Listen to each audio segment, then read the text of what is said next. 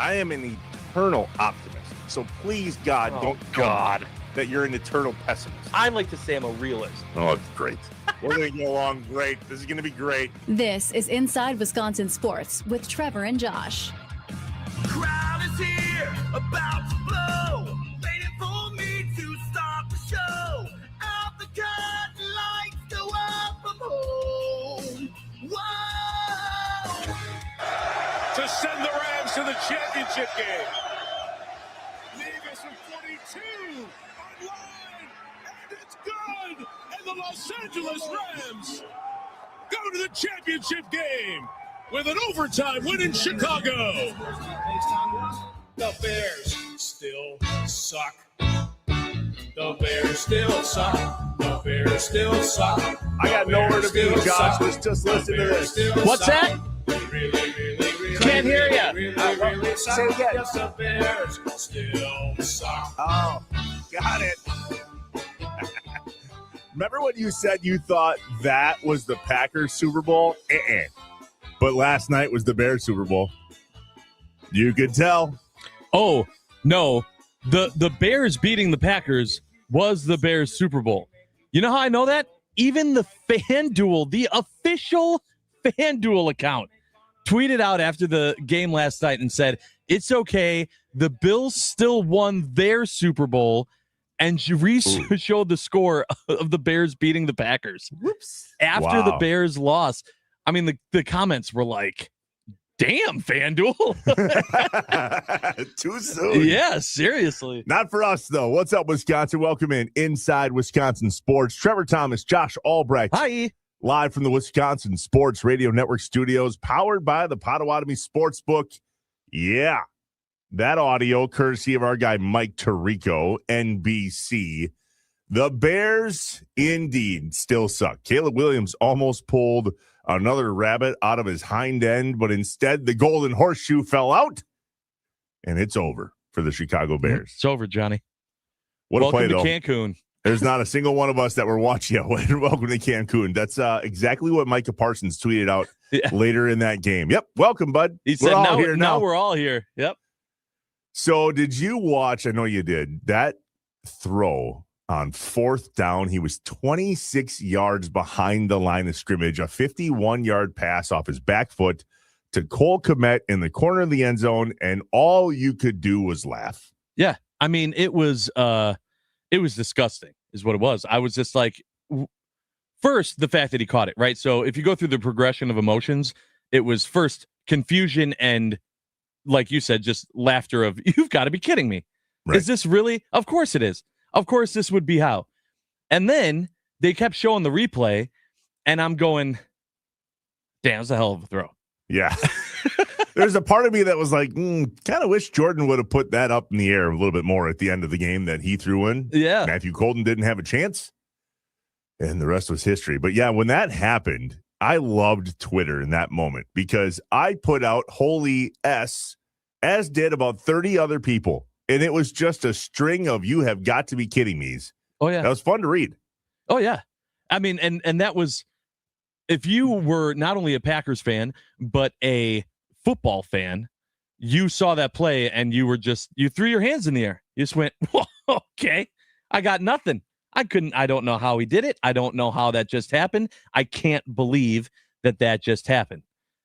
When he caught that for the touchdown, and obviously then the kick was good to tie the game, I had a thought that said, wow, here I thought last Monday was going to be the worst Monday in the last week. Nope.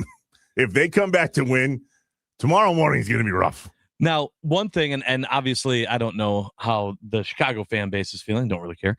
But actually, I listened to the score last night. Not as bad as you think. Oh, no, I know that they're still looking at some optimism, but I was curious if they were mad, because I know Packers fans we would have been second guessing him just going for the win, not sending it to overtime, right?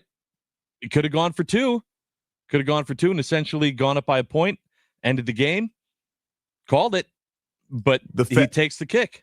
There was some level of Sean McVay really did listen to Matt LaFleur towards the end of that game.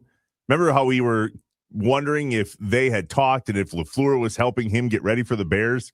When they gave up that touchdown, I was like, damn, he listened. to everything Matt LaFleur had to say about playing the Bears. Yep, played it exactly how he told him to. I too thought he was going to go for 2, but then I was like, man, if that doesn't happen, meaning they don't make it at the end, how does he get to his car? Right. I mean, so they end up doing it, and then they still almost won the game. They had opportunities in overtime. This was, they won the kick, right? So they were going to get to have the ball second. I mean, everything was going their way. They still had the momentum. And then it just, it fell apart. Caleb ends up throwing a pick. 3 picks total. Yeah. But that pick, and in that's overtime, one thing that he did not do much in the season. The Bears were the takeaway kings of the regular season. That's a lot to do with them also not giving the ball away. But Caleb Williams in his sophomore year sure showed up in a sophomore way. 3 picks, and the Bears go down to the Rams. So I did think about this. I know there was also some Packers news that happened over the weekend we'll get to. But a little bit. Did this not feel like you were watching the Packers in 2023 a little bit? Like kind of a magical run of they weren't supposed to be there, and they were there. They were finding ways to win. You were going like, how are they doing this? They're not supposed to be here. And now all these Bears fans are saying, man, but look at how much we've been able to build on this, and the Bears are here, and I'm thinking, yeah, we were saying the same thing. Let me tell you, that regression to the mean, it stings. Get ready for that next year, Bears. I was going to say, I think it stings worse for the Bears. The Bears have lost 13 playoff games since 1983. Take a guess how many playoff games the Packers have lost since 1983. 8. 24. Oh. That's how many more times the Green Bay Packers have been to the playoffs than the Chicago Bears in my lifetime. Thought that was an interesting stat because if you're a Bears fan, I guess you really got to get your hopes up when you make it this far because it's pretty rare. Yeah. But I think like they're looking at the positivity same way that we did after going to 2024. And then Jordan Love didn't have as good of a season. Caleb Williams might not be able to do the magic that we saw last night. Who knows? That's why one of the interesting things about sports is that when you lose, your season's done. You start all over next year. Packers, Brewers, Badgers, Bucks, other. Let's play catch up on a Monday morning. Yep, a little bit of news out of 1265 Lombardi Avenue. That's Lambeau Field. Although, is the news from there or is really the news from Rob Demovsky, who broke the news that indeed Matt LaFleur signs an extension, and also per Tom Silverstein, Goody did too. Here's our guy, Andy Herman, on the Matt LaFleur news from the weekend. Matt LaFleur is back with the Green Bay Packers, and he has signed or is going to be signing a long-term extension. Multiple reports, Rob Demovsky was sort of the big one that says that this is not a short-term prove-it sort of deal. From Rob, quote, Matt LaFleur will return as the Packers head coach per sources. He is signed to a multi-year contract extension that a source said is, quote, not a prove-it deal, but a real commitment. New deals for GM Brian Gutekunst and VP Russ Ball are also in the works. So I'm sure this is a polarizing topic for a variety of different people, that Matt LaFleur is back, that he's signing a long-term extension, that this is not some sort of short-term prove-it deal, that this is a legitimate long-term investment into Matt LaFleur. I'm prepared to never know the details, by the way, because that's just not how this typically goes. The Packers won't announce any of the details. They never have. Yeah, I mean, I think we'll find out the information eventually, but yeah, I don't expect it to all come out in specific detail. The point is that he's back. What I don't think, though, is that we'll ever know the details unless something changed. But the first contract that LaFleur signed when he was hired back in January of 2019, I never saw the specifics of that deal. Then they signed an extension in July of 2022, and I couldn't find the details of that either. So it'll be really interesting to see if now at this point in where the NFL communication structure is and all the leaks that we actually do find out, because I know that it was leaked what John Harbaugh's was at the Giants, a 5-year, $100 million deal. Mm-hmm. But the Packers have never come out and actually said what the details of these deals are. Same thing with Goody's contract when he was hired in January of 2018. At that point, he signed a 5-year deal. Then he, too, in July of 2022, signed an extension.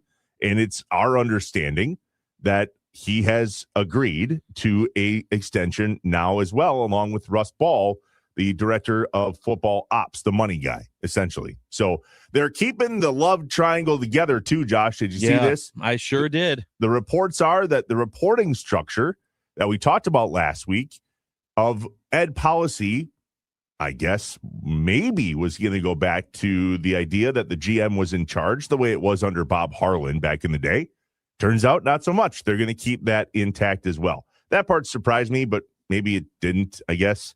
There's some things in the reporting structure that, I don't know, if you're Matt LaFleur or Russ Ball and you've been on an equal playing field with Brian Gutekunst and you're all reporting to the president, if they wanted to change that, that would have had to be put in their contract. And there's a chance that they said, how about no? Oh, I'm sure that's how that we went. like the power we have. Right. Obviously, I think we're going to find out at least the length of the contract for LaFleur. We might not know the money, but to be honest with you, I don't know that I really care about the money. It wasn't my money. It doesn't affect the cap. I just wanted to know, is Matt LaFleur going to be back? And if he is, for how long? And then what happens with that? Who goes, who's part of the Matt LaFleur coaching tree this year? Because it seems like Jeff Hafley will not be. That has not been confirmed yet, but more rumblings happening after he is interviewing for every single possible position open. Yeah, he has a second interview today with the Dolphins and then potentially a second interview with the Tennessee Titans tomorrow. But it would not surprise any of us if the Dolphins offer him a job and he accepts today. Remember, is it John Eric Sullivan? Yeah. Goody's number 2 guy just became their GM. Clearly, he has some history with Jeff Hafley, likes the way he operates. It wouldn't surprise me if there was a new Packers trio down in Miami of John Eric Sullivan, Jeff Hafley, Malik Willis. Yeah. AFC Packers. Yeah, right. That's how it could be. The Pat Murphy statewide tour continues and comes to a close tomorrow. The feedback online has been incredible. People love getting some time just to hear from Murph off the cuff and enjoy, I guess, all the stories. Sal Frelick seems to be the butt of a lot of Pat Murphy jokes from what I was reading. He is in Wausau tonight, and then where I am here in Green Bay tomorrow night at the Epic Event Center. Look forward to seeing Murph. He's going to tour Lambeau tomorrow as well. Yeah, that'll be awesome to hear his thoughts. I'm going to try to see if I can pull a string and record tomorrow night and see if I can't come back on Wednesday with a bunch of audio. I don't know if that's allowed. Yeah. But I'm going to ask. There might be some rules. Josh, do you know much about the idea of this big international signing day? I sure don't. Yeah, I saw it. I saw like a lot of photos being shared of international players with the Brewers gear on and another hat next to them, and I just went, okay, I really hope you're something in 4 to 5 years. Baseball just works so differently with the farm system, and there are these guys that really could be something, might not be something, and I really don't feel like you really can tell until at least they're playing, single A, or, you start seeing some highlights from one of the affiliate leagues so until then, I said, hey, good for you guys, kept scrolling. Well, the good news is it looks like they signed multiple top 50 international prospects. The Brewers are really good at that. I feel like Mark Antanasio has some sort of system/facility in the Dominican, if memory serves me right on that. The Freddie Peralta trade buzz is still floating around. A lot of rumors saying that multiple teams are interested. Mm-hmm. I am not holding my breath that Freddie will be with the Brewers come opening day. Wisconsin Badgers men's basketball. Let's go. They're on a tear. 96-87 versus Rutgers on Saturday. The idea of Nick Boyd scoring 32 points and having 9 assists was on no one's bingo card. No. They did not see that coming. But that's their 4th straight. The offense is rolling in Big Ten play. Good for Bucky. The Bucks, what's up with this? a noon tip today in Atlanta. Yeah, no clue. Why? And also not like, I cannot tell you how much, like, any Bucks thing I'm hearing right now is just like, okay. Like, I'm just so meh to all of it right now, including even weird start times. Noon on a Monday. Someone's got a case on the Mondays. Yeah. Marquette does for sure. Loss again at DePaul Friday night, 80-75. They just cannot figure it out over there. No, it's tough to watch. GB men, Sunday, yesterday, 1 o'clock at the Crest Center. I was there. So too were a bunch of others. Thank you to all those of you that came up and said hi and that they loved the show, Josh. That was really, really cool. Awesome. That was cool in the stands. Not so much cool on the court. 88-63, Oakland trounced the GB men's basketball team yesterday.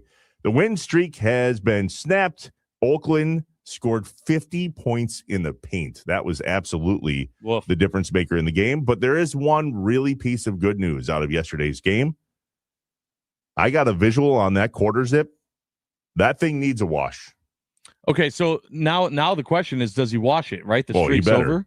From what I saw, it's got marks on it, man. Like the back, it had not been washed. He wasn't lying.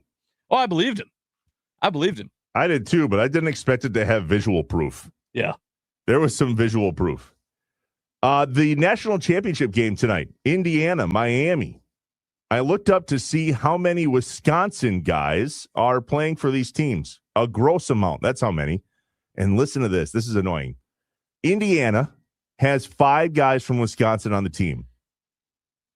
3 of them are offensive linemen. That was one of the things that I thought we were all in agreement that if we have really good offensive linemen here in Wisconsin and we're supposed to keep them, we have not done so with these guys. Mitch Verstegen from Kaukauna, Austin Liebfried from Mount Horeb, Drew Evans from Fort Atkinson, and then 2 tight ends, Blake Theory from Prairie du Chien and Riley Nowakowski from Milwaukee.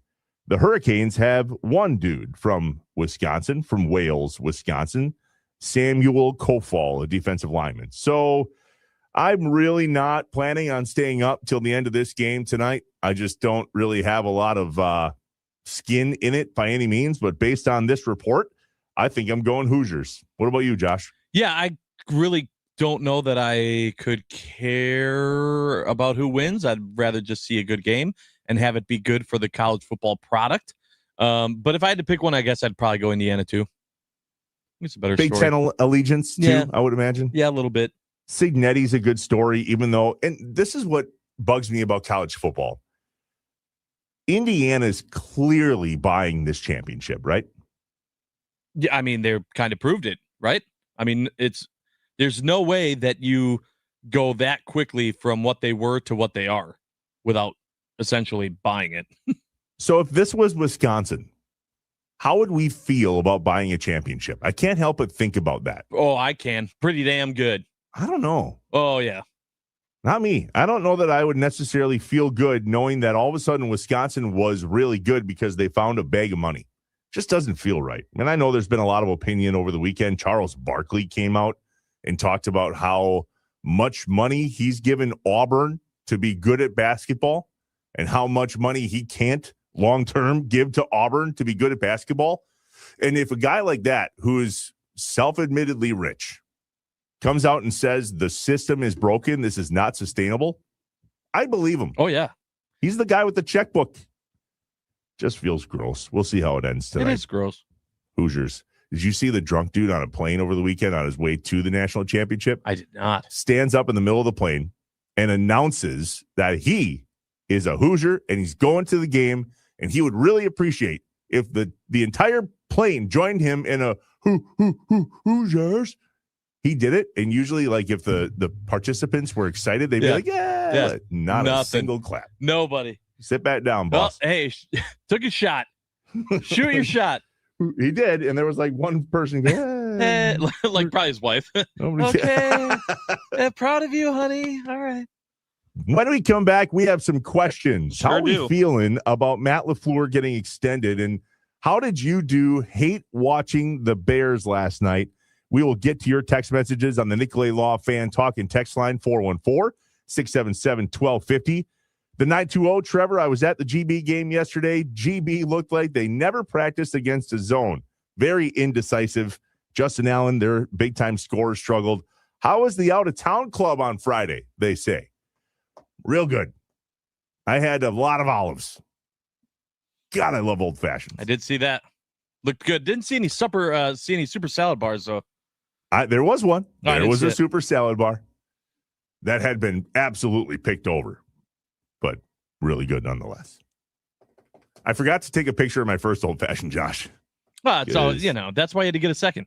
Disappeared quickly. It happens. All right. Get your questions in.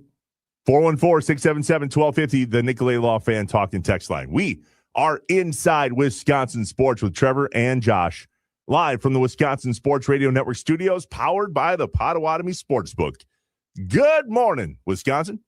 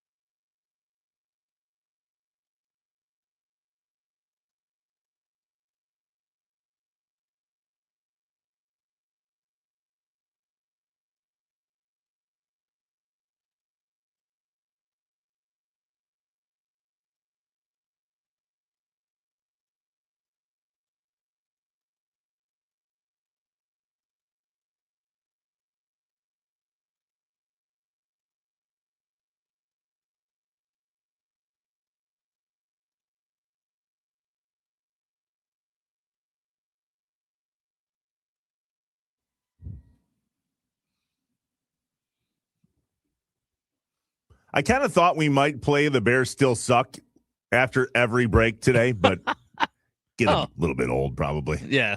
Every hour. Yeah, definitely every hour. That we're committed to. What's up, Wisconsin? Welcome back inside Wisconsin Sports, live from the Wisconsin Sports Radio Network studios, powered by the Potawatomi Sportsbook. Josh, I have questions. When things just don't add up, Trevor and Josh ask the hard questions or just point out how messed up stuff is. I only have one question. Can you fly this plane and land it? Surely you can't be serious. Do you view this season as a failure? You asked me the same question last year. What's the most important question the Badgers have to answer Saturday? This is a great question. Oh my God, this is a great question. It's time for I Have Questions on Inside Wisconsin Sports with Trevor and Josh. 414-677-1250, the Nicolay Law Fan Talk and Text Line. One question we asked earlier, why are the Bucks playing at noon today, has been answered. Yeah, we got our answer. Thanks to you guys. Loud and clear. MLK Day, that's why. Yeah. And to you that text in, that say to Josh and I, what, you guys never heard of MLK Day? Yes, I've heard of it. Yeah, sure have. Just didn't connect that with noon. And then somebody was like, boys, the NBA has been doing this for years. Well, guess who's never paid attention to the NBA as much as he does now, especially during the day on a Monday? This guy. Yeah, and also, even if it's MLK Day and they play a lot of basketball games, it still doesn't mean that the Bucks are in a noon slot, because usually when you have Giannis and a team that's going for a championship, you're not sticking them at noon. So think about that as well. Yeah, bummer. Thanks for bringing that up. Sorry.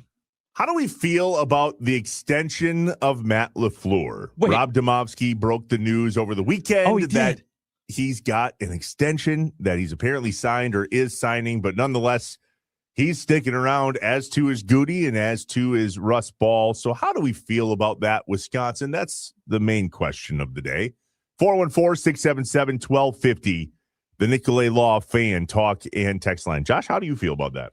I am not in love with it. I feel like I'm not surprised by it. I felt like I understood, this is probably going to happen. The reports were saying it was probably going to happen. And then it happened. The fact that he's back and that the reporting structure also say the same, that's what got me. I was like, okay, so literally nothing is changing. Nothing. And at this point, Rich Bisaccia still has a job.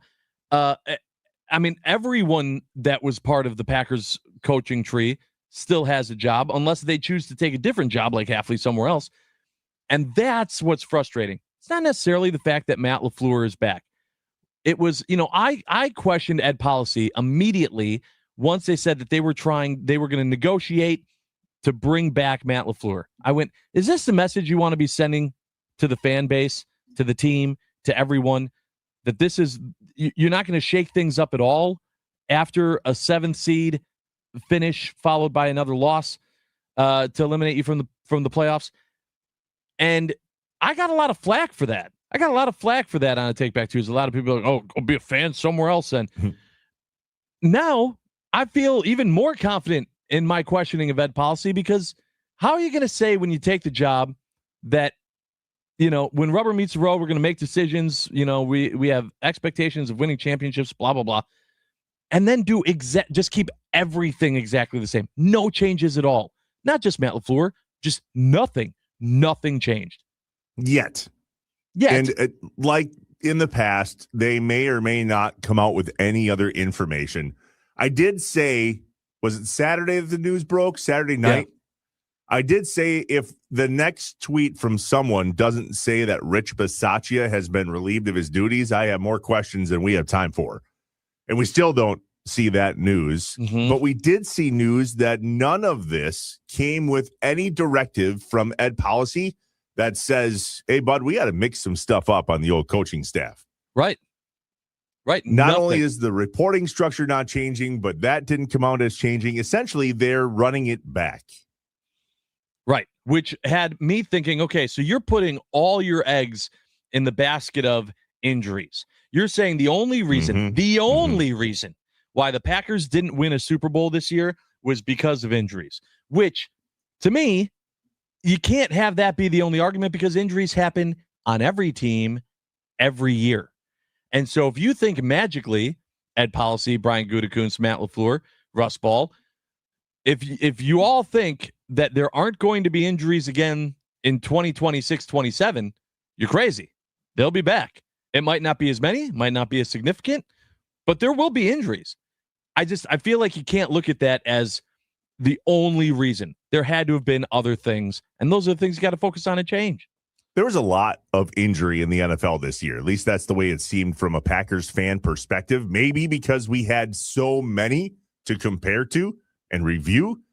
Poor Bo Nix. You kidding? Oh, brutal. Second to last play in overtime, Broncos starting quarterback broke a bone in his ankle and already has surgery scheduled for tomorrow with Dr. Andrews down in Alabama. Yeah. Crazy. Did you see Nick Foles' tweet? I did. Tweet of the weekend for sure. That won the internet for sure. Yeah. If you haven't seen it, go look it up. Nick Foles was reminding everyone that the Patriots don't do so good against backup quarterbacks when it comes to championship games, i.e. when he was in for a hurt Carson Wentz and beat the Patriots in the Super Bowl. Yeah. Did you find yourself hate watching the Bears yesterday? I mean, yes. Yeah, absolutely. I was not just watching. I enjoyed all of the playoff football over the weekend, but that game was not about just seeing a good football game. That game was seeing the Bears hopefully be eliminated so that we don't have to hear it anymore. And so, absolutely, I was hate watching the Bears. You bet. I enjoy watching playoff football, period. It was on in the background on Saturday. I did not sit down and watch pass for pass, rush for rush, play for play. But we absolutely did that last night for the Bears game against the Rams. And there were moments where I could not have been more proud of a dad. My 15-year-old son, Rhodey, at one point out loud goes, "God, do I hate the Bears." To which I said, "Same, son. Oh, same." I'm so proud of you. That's is awesome. By far, if the Packers are not involved, the most dialed in to a playoff/football game I've been in a really long time. And rightfully so. What a great game. And you knew that the Bears were going to do what they did. It just finally caught up with them. They just didn't have enough time to continue doing what they did. And then Caleb Williams throws the pick in overtime. But to celebrate a Rams victory that hard, and I rushed to AI to create a graphic. I already had it all kind of planned out. Yeah. Oh, if you want to follow us on Twitter, it's at OnAirJosh, at Trevor Thomas IW. You can watch us live on Twitter and YouTube as well, by the way, at WI Sports Radio. I sprinted to AI as soon as I kind of had a feeling it was going to go down this way. And let's just say I asked AI to create a graphic of Ben Johnson holding his trophy for the best you-know-what talker in the NFL in 2025, 2026. With a bunch of Packers fans around him, with a sign that says the Bears still suck. It was flawless. Yeah. And fast. Yeah, you probably weren't the only person asking AI to make that. They probably had some, let me just go to most recent. Send you this one. I made 18 of these in the last 30 seconds. Yeah, that's right. Here you go, bud. Here's one of them. The 612 on the Nicolay Law fan talk and text line, 414-677-1250. This person is completely disappointed in Ed Policy. We're hoping that we'd have a president that would play to win. He goes back to the opinion that the Packers are content with the playoffs and they look at Super Bowls as a bonus. Yeah. I think that's how a lot of people are feeling right now. And that's why I said it's kind of on Ed Policy to be that difference maker. The 920 said, in a word, I'm disappointed. 5 losses in a row didn't do it. What will? That's Kurt texting in on the Nicolay Law talking text line. Well, Kurt, I mean, Josh said it really well. We have completely chalked this season up to injuries. And it's hard to argue. I know it sounds like an excuse, but if you look back at the season and look at what the Packers were doing against some of the teams that were, I don't know, that are still in the playoffs, that were definitely playoff bound, injuries cost the Packers the season. It certainly cost the Packers any type of momentum and consistency for any length of time. I 100% agree. The difference is is that when you're an injured team and you're too injured and you're using that as an excuse, you can see it, right? You get outmatched. It's you're still a good team, but the injuries are what caused you to kind of get that blowout. That's what we saw for the Niners, right? The Niners were extremely injured. Everyone knew it. I mean, the San Francisco faithful were talking just the same as the Green Bay faithful. They go into Seattle, which would have been the Packers if the Packers would have gotten past the Bears, and they just get destroyed, right? I mean, Seattle was in control of that game from literally kickoff. The difference is that that's how they lost. The fact that the Packers kept losing games down the stretch that they were in and that they should have won. That's the difference. You can't chalk that up to injury because your team on the field still put you in a position to win and then blew it. Something else happened. That is the difference. I feel like if you would have flipped what happened with the Niners and the Packers this season, I don't think we're having as many negative talks about extending Matt LaFleur. I really don't. When we saw the news that he got an extension, I was like, all right, year 2, right? We gave him a bag of money for a couple of years, and let's prove it now, Matt, that you can make the changes that we got to do and recover from the injuries and move on and do better things and bigger things. When I saw the report that said this is not a prove-it contract, but a commitment for the long term, I was like, okay, hold on. To your point, Josh, I don't care how injured we were in some of those positions. That's unacceptable. Well, not that policy. It is hey, bud, man, were we injured? Anyway, great season. Yeah. Let's really have appreciate more everything of that. you've done for us. Yeah. 7 years. Oh, let's keep that. Definitely make it 12. Woof. And remember, coaches' contracts are fully guaranteed. So let's just say, hypothetically, we get a year and a half down this lane of trust with Matt LaFleur, and it is just belly up. And we let him go.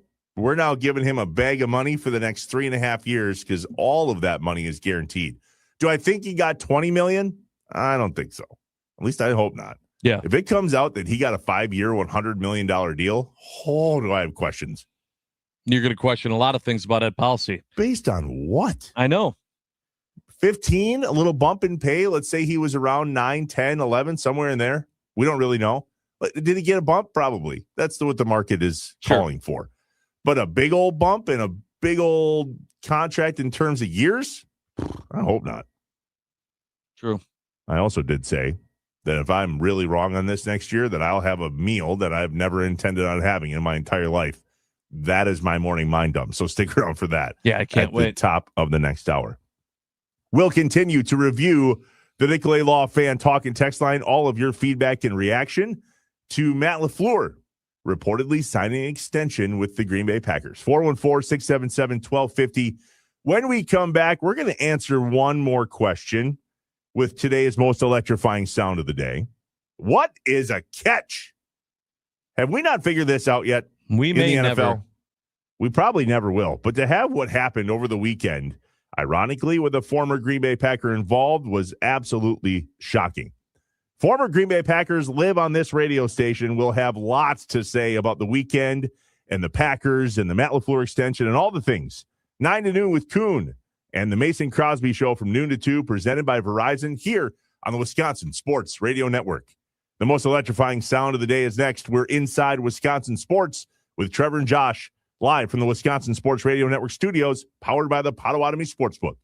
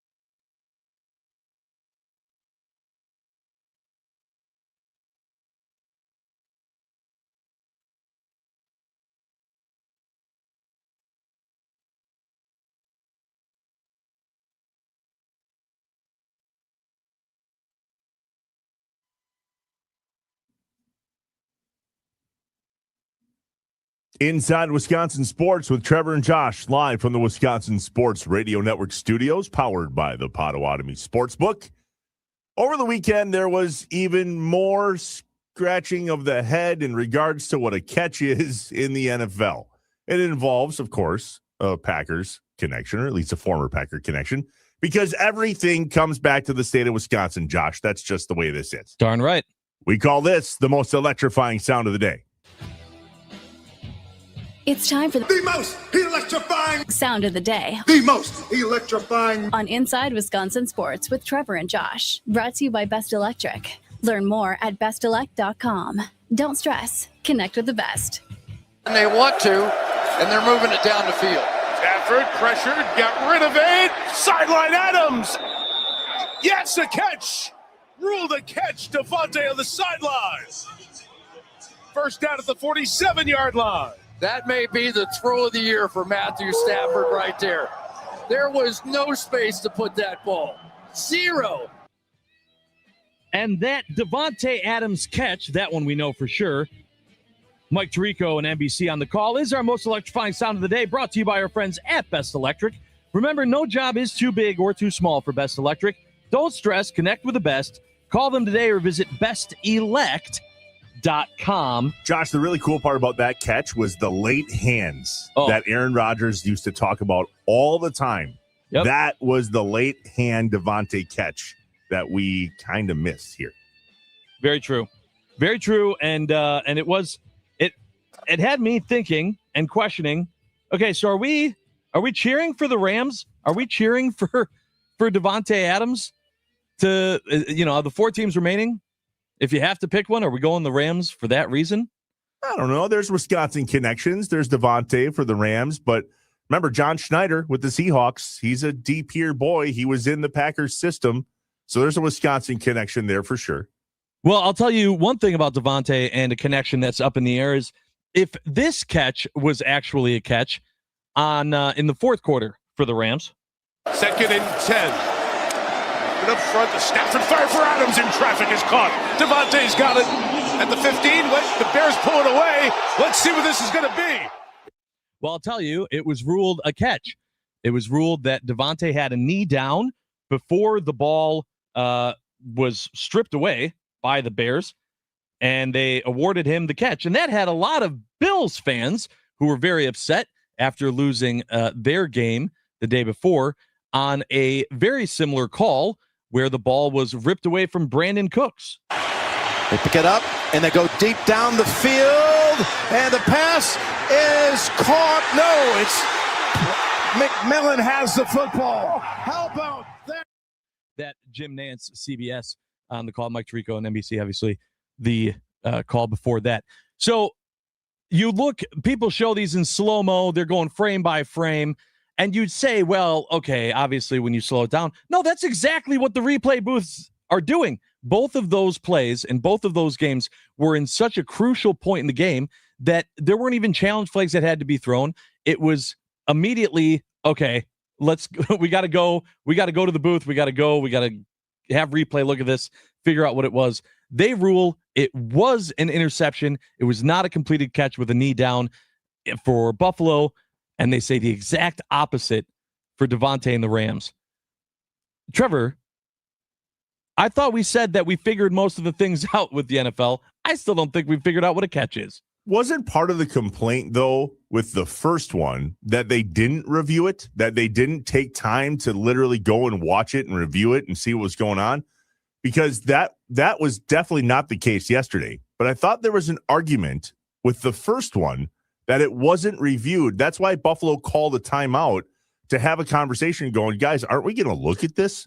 Aren't we going to have a conversation? And I feel like they didn't.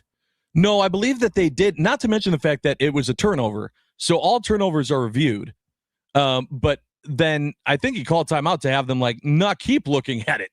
We need to have a discussion on this because the Bills realized the monument of that play. And they still came back and said he didn't have control of the ball when he was going down and then the ball was stripped out. I don't know. I literally throw my hands in the air, but I'll tell you this, with it being a catch for Devontae and not being a catch for Cooks, It's a bad look for the NFL on big games. These are, these aren't like middle of the season games. You can't have that inconsistency in the playoffs. B. Hintage on the Nicolay Law Fan Talking text line 414-677-1250. We never root for Seattle, Trevor. Get it together, man. Why? Why do we never root for Seattle? What am I missing? I mean, we're not fans of Seattle, 2014 specifically, but yeah, Seattle has not been friendly to the Packers. Well, I certainly don't remember them being to the point where we never cheer for them. Is that NFC Championship game still a thorn in people's side to the point where we can't even look at them and think, oh, look at that's a good football team that might win it all? I know that there were a lot of Packers fans that were fearing if the Bears won that game and they would have to cheer for Seattle, they were not looking forward to that. A lot of Packers fans as Rams fans last night. 414-677-1250, the Nicolay Law Fan Talk and text line. When we come back, it's the Morning Mind Dump and the Monday edition of the Morning Mind Dump. Where do you stand on your opinion in regard to Matt LaFleur getting the extension that apparently he hoped and dreamed of? There's also a lot of chatter about why the money to Matt LaFleur shouldn't matter, meaning the Packers are sitting on a pile of money and we can do whatever we need to do to pay him and make all of the pain go away. Mm-hmm. That's true, but is that right? I mean, it's true. If you do any type of research on how much money the Packers have sitting in their coffers, it's a lot. A lot. This is going to be a good Morning Mind Dump. I'm excited to see exactly what you get all off your chest, because this is not what you wanted. This is the opposite of what you wanted. More than me, this is the opposite of what you wanted with Matt LaFleur being brought back. And the fact that he was brought back in this fashion, I can't wait. I can't wait for Trevor's Morning Mind Up. 414-677-1250, the Nicolay Law Fan Talk and text line. The Morning Mind Up is next on Inside Wisconsin Sports with Trevor and Josh, live from the Wisconsin Sports Radio Network studios.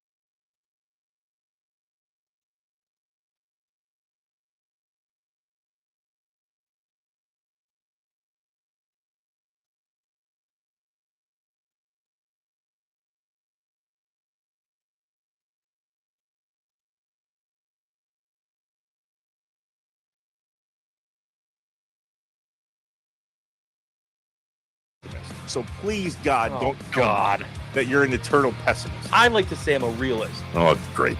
We're going to get along great. This is going to be great. This is Inside Wisconsin Sports with Trevor and Josh. Crowd is here, about to blow, waiting for me to start the show. Out the curtain, lights go up from home. Whoa! To send the Rams to the championship game. Davis with 42 on line, and it's good. And the Los Angeles Rams go to the championship game with an overtime win in Chicago. The Bears still suck. The Bears still suck. The Bears still Hey, listen, suck. if this is how we have to The start Bears a Monday still and suck. just celebrate their misery, then so be it. What's that? Yes, the Bears still suck. Got it. The Happy Schnapps combo starting our week off right. Mike Tirico with the call on NBC. Rams 20, Bears 17. Welcome to Cancun, Chicago. It's nice and warm down here. We've been here for about a week. Trevor Thomas, Josh Albrecht. Hi. Inside Wisconsin Sports, live from the Wisconsin Sports Radio Network studios, powered by the Potawatomi Sportsbook. Matt LaFleur gets an extension over the weekend, which you might be surprised to hear makes us feel like we got to get a thing or two off of our chest. I have voices in my head, they counsel me, they understand, they talk to me. The coffee is kicked in. We're awake and ready to roll. Let's get some things off our chest and out of our heads. You don't know what it's like to be me out here for you. It is an up at dawn, pride-swallowing siege that I will never fully tell you about, okay? I'm as mad as hell, and I'm not gonna take this anymore! I'm in a glass case of emotion. What we've got here is failure to communicate. We got no food, we got no jobs, our pets' heads are falling off! It's time for the morning mind dump on Inside Wisconsin Sports with Trevor and Josh. 414-677-1250, the Nicolay Law Fan Talk and Text Line. How we feeling on a Monday morning, Wisconsin? The first day back at work for some of you. Others are off today for MLK Day. Matt LaFleur, I think he's working. Back to work for sure. Got an extension over the weekend. So too did Rob Domofsky report. Tom Silverstein said that Goody got extended as well. And that left us a little, on Saturday night. We don't know the details yet. We don't know the money. We don't know the years. We may never hear that from the Packers. I would certainly take the under on the bet of if they're going to come out with any information. I bet they don't. But maybe an agent will leak something at some point to tell us where we're at. But nonetheless, Matt LaFleur doesn't get a year or two and we'll see how you do type of you rah rah. It is a long-term commitment from the Green Bay Packers to their head coach. And I don't know how I feel about that. I think you might know how I feel about that. I was going to say, I'm pretty sure I know. I just don't understand what they think is going to be different. That's the hard part. I hope there's a lot different. I hope that when Jeff Hafley goes, that Matt LaFleur can bring himself to have a conversation with Jim Leonard again. There was a report over the weekend that there was a chance because Jim Leonard already turned the Packers and Matt LaFleur down once that he won't get the chance to turn them down again, because apparently that's a plausibility that Matt LaFleur will not ask someone twice to be a member of his staff. But all of that to say, well, why doesn't he deserve an extension? What did he do so terribly, specifically this year, that would lead you to believe he didn't deserve another shot or another extension? I never thought of it that way. I've only looked at why I think he doesn't deserve an extension based on playoff performance and his lack of ability to win a big game, specifically post Aaron Rodgers. His record in the Jordan Love era versus the Aaron Rodgers era, completely different. But yet, that's maybe where I'm allowing myself to travel on this Monday morning is why did he deserve an extension? 414-677-1250, the Nicolay Law Fan Talk and Text line. I am opening myself up to be swayed. It's all because I might have to eat crow. And so I'm just coming to grips with the fact that I was really wrong here, Josh. Yeah, I don't know how much I'm going to really be able to help you because I've been kind of looking for a similar answer. And anything that I found was just looking at overall success, looking at the fact, if you look at what Aaron Nagler had said prior to the decision, Aaron Nagler of Cheesehead TV, saying that like now is the opening of this window, right? We saw this young team, the youngest team. All right, well, now they've grown up, and now you're going to get rid of the coach and start completely over with these players. I don't know how much also people buy into that as well, of it being are you starting over if you got rid of Matt LaFleur and still had the same talent on the field. But those are the arguments. Those are the arguments for Matt LaFleur, besides the ones that I don't really like, being who else were you going to go get? If Matt LaFleur wasn't your coach, he would be the top coach available in comparison to the rest of the guys that are out there, those type of arguments. That doesn't mean necessarily that it works for him in Green Bay. I think the bigger message that it sends that's frustrating for a lot of fans is that the expectation for the Packers isn't the same as other teams, right? We have an expectation for championships. That's what we say. That's what we were told by the organization. And what we've seen is mediocre at best. And they continue to play and perform that mediocrity. And bringing back Matt LaFleur just doesn't make you feel like Trevor's going to have to eat crow. It makes you feel like you're going to get more mediocrity. And what is that saying to the fan base? And that's why I questioned Ed Policy and this decision. In case you missed it, at Trevor Thomas IW on Twitter, at On Air Josh. In the heat of the moment on Saturday, I was typing up a tweet, having seen the news and thinking to myself, boy, if I'm wrong here, it's going to be loud.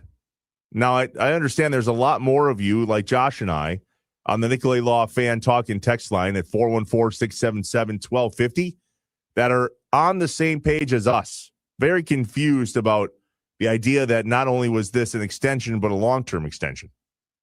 And yet, I have never been the type of guy not to admit when I'm wrong. It's taken me some time in life to get to this position, but I can very much say, all right, I got that one wrong. Because I'm so confident I didn't get this one wrong, I came out and said that if the Packers win the Super Bowl next season, because if that's what I'm kind of viewing here, that's the plausibility. They're really blaming injuries and thinking that this Green Bay Packers team was at the elite spot. Stability is more important. It doesn't sound like Ed Policy, according to reports, mandated any staff changes of any kind. It's LaFleur's decision. Now, there could be some conversation, obviously, with coordinators and Hafley, but at the end of the day, they gave the keys right back to the guy that never really took them out of his pocket. All right, then.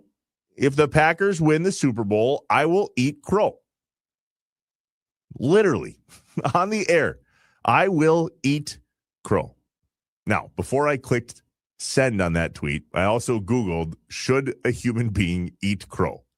Because they're nasty birds. They are the ones that all of us see on the side of the road, eating the roadkill, the diseased, forever there roadkill. Correct. There are some recipes. There's a lot of conversation on what it tastes like.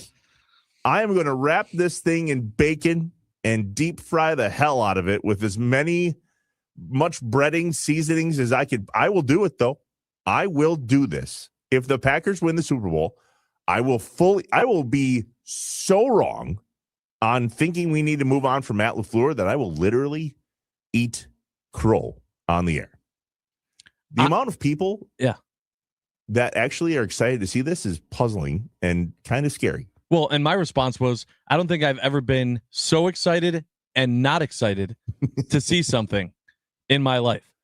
I don't think you have anything to worry about, though. That's what a lot of people said online, too. Like, one person even said, I'm announcing myself safe from needing to eat any crow because I do not see Matt LaFleur bringing this team to the Super Bowl and winning it in the next year. Yeah. I think that you can't just say injuries. You can't have that be the only thing. And I really think that if you look at where this team was prior to the injuries, it started with that game against Cleveland to where the bubble was popped. That bubble of, this team is unstoppable was popped. And we went, okay, what was that? And then the following week, Dallas, that was the tie. It was like, okay, what the heck's going on here? There were enough problems that existed with this team to where I don't think you can just say it was the injuries. And that, I think, is where you and I are on the same page about our frustrations with the decision to bring back Matt LaFleur. Is if you're saying without the injuries, this team wins the whole damn thing, and that's your reasoning for essentially running it back for 2026, 27, I think that's a faulty mindset because I don't think that's true. I don't think that even if you avoided all the injuries, that this team was Super Bowl bound. I really don't know that that's the case. There were still too many mistakes. There were too many trying to figure things out moment and finding that identity to truly feel confident in this Packers team, regardless of injuries. And I don't know that keeping everything the same sends the right message to the locker room just as much as it does the players. And yet the players really wanted him back. Sure they did. Well, okay. I mean, that's the hard part, right? Yeah, but what did you want him to say? What player has ever said, like, no, I don't want that coach here? You know what I mean? Like, I've never heard that. Sure, they're not going to come out and say get rid of him, but there's no reason why they had to come out and say keep him. And many of them did. Yeah. I don't know. Giannis at one point was really upset that they got rid of Jason Kidd. And then they went and they got Mike Budenholzer and he won a championship. The players and their relationship with the coach doesn't always mean that that's the right decision for the team or for the players to be successful. I'm not sure that this is. And the hardest part is it doesn't matter because they made the decision. So now I'm sitting here and I'm going, okay, so if you made the decision to keep Matt LaFleur, you're keeping the structure the same. What are you changing? Give me something. Give me some hope of something being different. I need something to be different if I'm truly going to feel when training camp comes along like, hell yeah, this team, okay, I'm back in. You got me. Let's go. Because right now I don't have that. It's all question marks. Well, what could it be, Josh? If they're going to change something with Matt LaFleur, Goody, Russ Ball, they're running it back. What do you need to see that's different? I need to see someone cut. I need to see someone that move on from someone that I haven't seen yet. And I know that more than likely that is coming, but like Rashawn Gary is still there. And there's, McManus and Bisaccia and a lot of these guys that we talked about, right, to where this team needs to cut the fat in one way or another. They haven't cut anything yet. At this point, and I understand it's still early, but at this point, nothing's changed. Absolutely nothing about this team has changed from when they lost and the season was over. And that's frustrating. That's really frustrating. Does something need to change with Jordan Love? 414-677-1250, the Nicolay Law fan talk and text line. That's what Aaron Nagler was saying. The quote that Josh referenced was that there's a window here, and this last year was window one of a 3-year window. How much of the Packers and Ed policy deciding to bring Matt LaFleur back was because Jordan Love needed the consistency in terms of structure at the leadership level, the conversations in the quarterback room, the play calling, how he calls plays, how Jordan is able to shake out of those plays, or maybe just the system, the offensive system as a whole. There's a number of you on the Nicolay Law Fan Talk and text line mentioning just that this may have been a move more for Jordan Love and his sake and consistency than them really believing that Matt is the future. Well, here's the problem with that theory. We're never going to know. We will never know if that's why they decided to extend Matt LaFleur. I also was on the page of I'm not afraid of change for the sake of change, simply to change the voice in the room. I saw a tweet over the weekend that talked about the inability for him to make impact, and that it was almost scary that there was a whole bunch of players that wanted him back a lot. Somebody said, is the reason they want him back because he takes it easy on him? Maybe. Maybe they're comfortable. And last I checked, your comfort zone does not make you stretch anything. That's why they always tell us in the professional world and the personal world, get out of your comfort zone. To your point, Josh, I want to see something happen within the Packers organization that makes people uncomfortable. Then maybe we'll see some change. So I just looked this up, but I was thinking about, okay, what changed with this team after Mike McCarthy was let go? And this goes to a text that came in from the 414 here on the Nicolay Law Fan Talking text line. 414 said, I know Mike Tomlin won a Super Bowl. We just got a bunch of texts coming in. Sorry. Early in his career, but he is the closest comparison to LaFleur. He wins just enough to keep a hope alive for the team. Tomlin coached the Steelers for 16 years after his Super Bowl win. Did his Super Bowl justify the rest of his coaching career? I went, okay, well, clearly that's not the mindset that the Packers organization have, because they didn't give Mike McCarthy the keys for that long after he won his Super Bowl, right? They said, no, you're out. Looking at what happened after with McCarthy, right? He was 10-6, lost in the conference championship game in 2016. Then they go 7-9 in 2017, and then they cut him mid-year in 2018, where they go 6-9. So back-to-back years without making the playoffs, and then they cut him halfway through that second year. Then you bring in LaFleur, and they go 13-3, 13-3, losing in the conference championship, both of those years.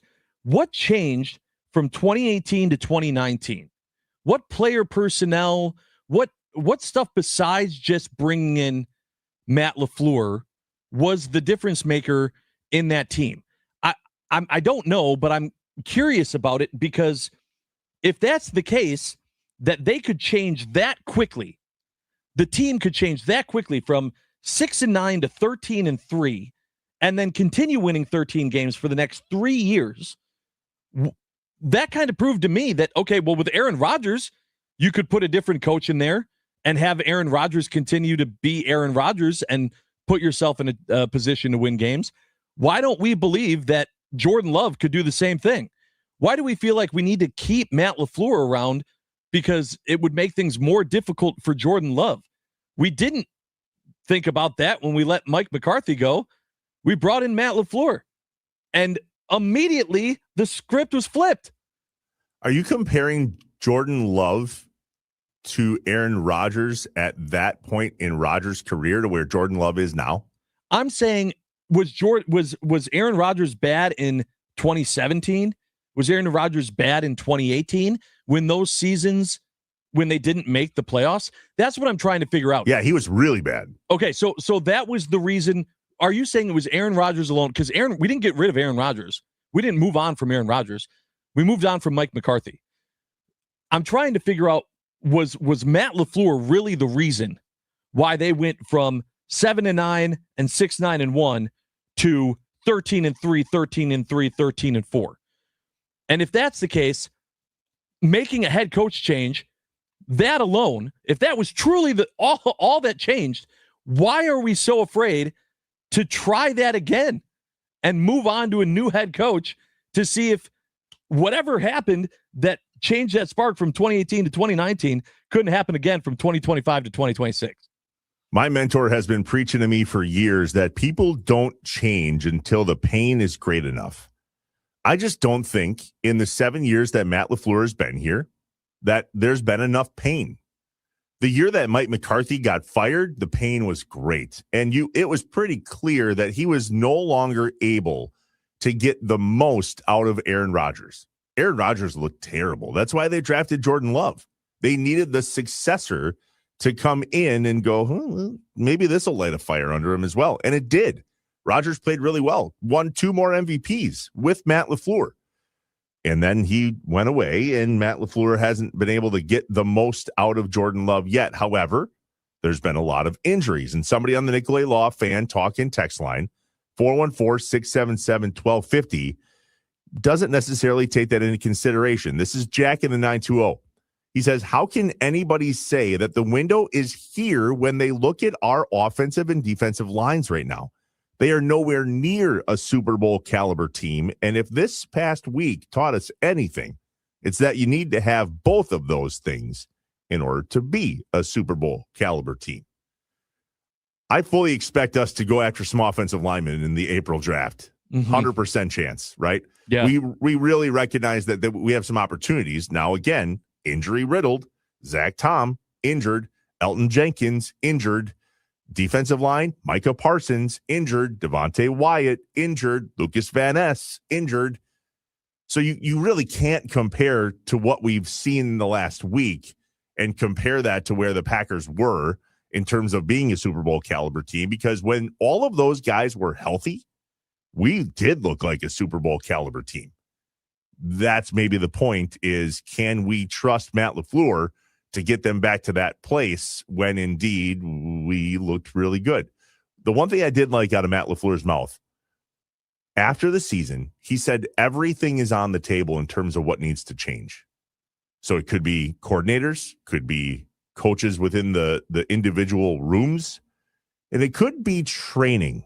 And the fact that he mentioned training was a surprise to me.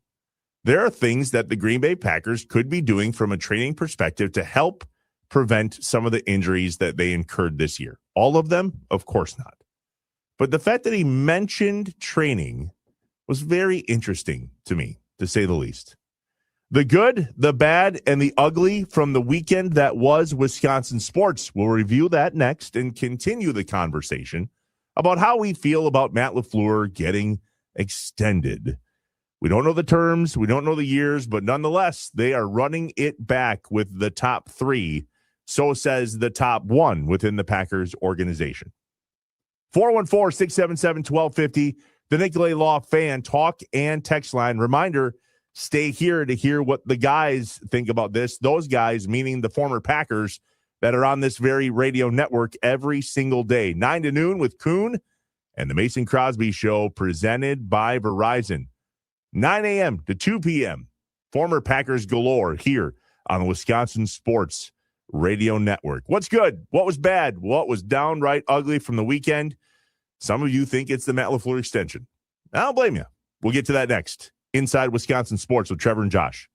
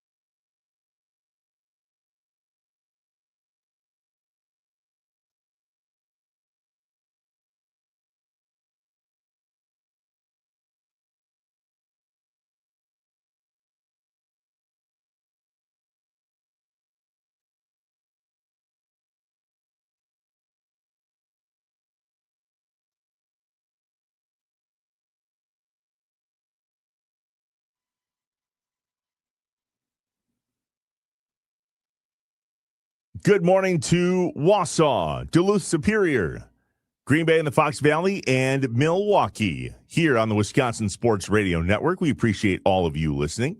Follow us on social media at WI Sports Radio. Inside Wisconsin Sports with Trevor and Josh, live from the Wisconsin Sports Radio Network studios, powered by the Potawatomi Sportsbook. Josh, you did a poll last week of whether we thought LaFleur should be back or should we get a little compensation for him in terms of a trade and a draft pick. And it was what? Did it end up 65-35 somewhere in there? Yeah, it was right around there. I can tell you right now. We had over 500 votes, and it was 66.7% said give me a first round pick for him, and 33.3 said keep Matt LaFleur. So at the end of the day, keeping Matt LaFleur was a surprise to the vast majority of us, at least in the structure that was brought back. And if you don't fall in that category and think that we absolutely deserve to bring him back, and regardless of the amount of money that's in the Packers' coffers, which, by the way, there's a lot. All these people that are saying, well, remember, Trevor, there's no salary cap for coaches, and the Packers have a boatload of money. Well, we don't know how much boatloads of money other NFL owners have, and the only reason we know what the Packers have is because they're a nonprofit and they're publicly owned. They're not publicly traded, but they are publicly owned, and they share all of their financials. Out of curiosity, Josh, I'm going to ask you two questions. Okay. Number one, what did the Packers profit when they ended their fiscal year in March of 2025? Their operating profit. I don't. $150 million. $83.7 million. Okay. Profit. Okay. So that number alone should be like, oh, yeah, we can probably do whatever we want from a coach perspective. If we believe in him, give him whatever he wants. Yeah, money's not a thing. Yeah, well, it really isn't the thing. The corporate reserve fund. There's question two, Josh. How much money is in the Packers corporate reserve fund? All of it. Literally all of it. The answer is all of it. Now, the give me number does not exist. $209 million. More than double that. $579 million. Cool. So but I have a problem with that take. If that's the case, and we can pay a coach whatever we want, that means we should have the choice to go get whoever we want. So if we believe that Matt LaFleur is the guy, and then we look at the numbers and go, yeah, we can give him whatever we want. What do we want to give him versus what do we want to stay in place with the structure? And I think that's kind of the battle that we as fans are in. Yeah, we have all the money that we would ever need and want to pay a coach. But is this the coach that we want to give all of the money to? And if not, are we okay with this report of 15 to 18 million per year that this fell into? And vice versa. There's some people saying on the Nicolay Law Fan Talking text line, 414-677-1250, take the money out of it. What we're forgetting, and this is a good point, what we're forgetting is that there's a new leader. These guys are all reporting to someone completely different. That doesn't mean Mark Murphy was a problem. It means that this is a new voice. And so all of the things, Josh, that we're saying in regards to maybe we just need a new voice, and you pointing out the new voice changes for the Packers from Mike McCarthy to Matt LaFleur back in the 2018-2019 season.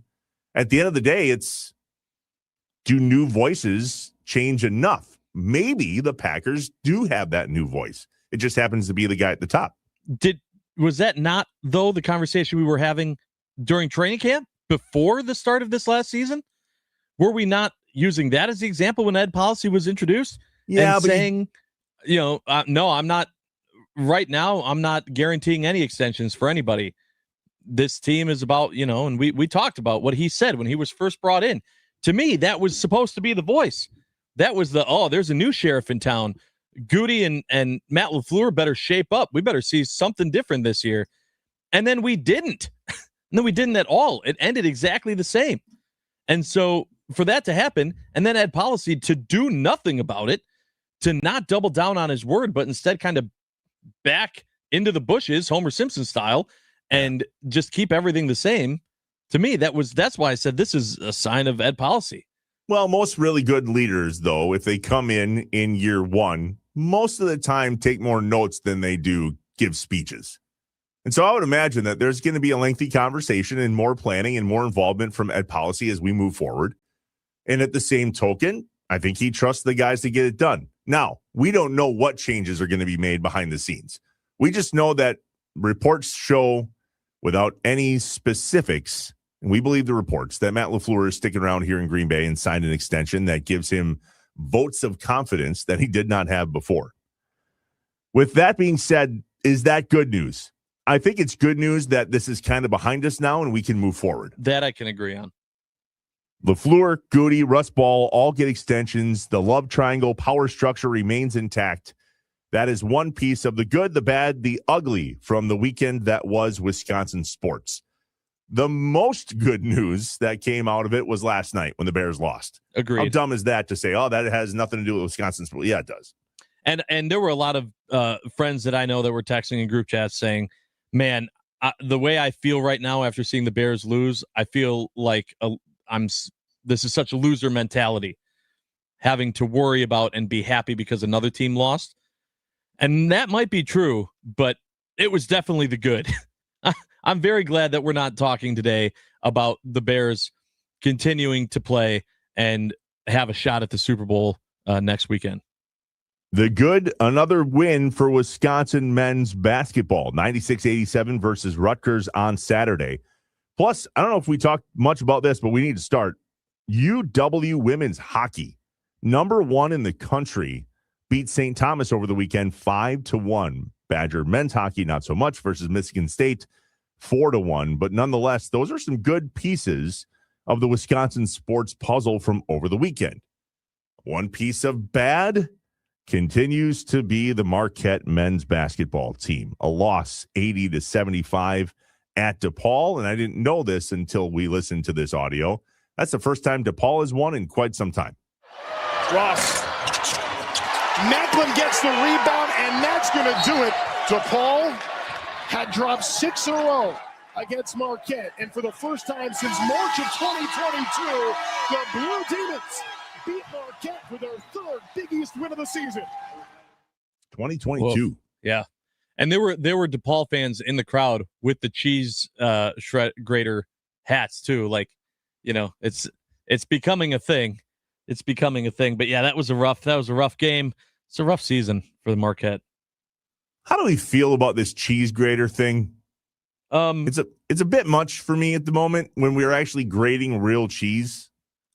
Cheese grater hats is okay, I guess, but dude, don't waste cheese. Well, I'm hoping they're not wasting it. Like, have you seen it? Great. They're literally taking blocks of cheese with cheese graters and walking up and down the aisles. Oh, yeah. And grating cheese onto the floor. Come on now. Maybe it's some California cheese. Don't waste the good stuff, man. Come on now. Happy cows do not come from California. That's true. When we get back, there was one really ugly thing from the weekend. Our guy, Doug Gottlieb, in all of that quarter zip stained, I don't know if he's going to be able to get it clean. I can't wait to talk to him about that on Wednesday. I did not mention that yesterday. Probably good. He was not in the mood. But our guys at UWGB had a rough outing against Oakland. When we come back, we'll play you some audio from Coach Gottlieb, plus continue your takes on how we feel about Matt LaFleur's extension. Are we good now? Can we put this behind us and move forward? Based on the last few texts I just read, I don't think so. 414-677-1250, the Nicolay Law Fan Talk and Text Line. More Inside Wisconsin Sports with Trevor and Josh. That's next.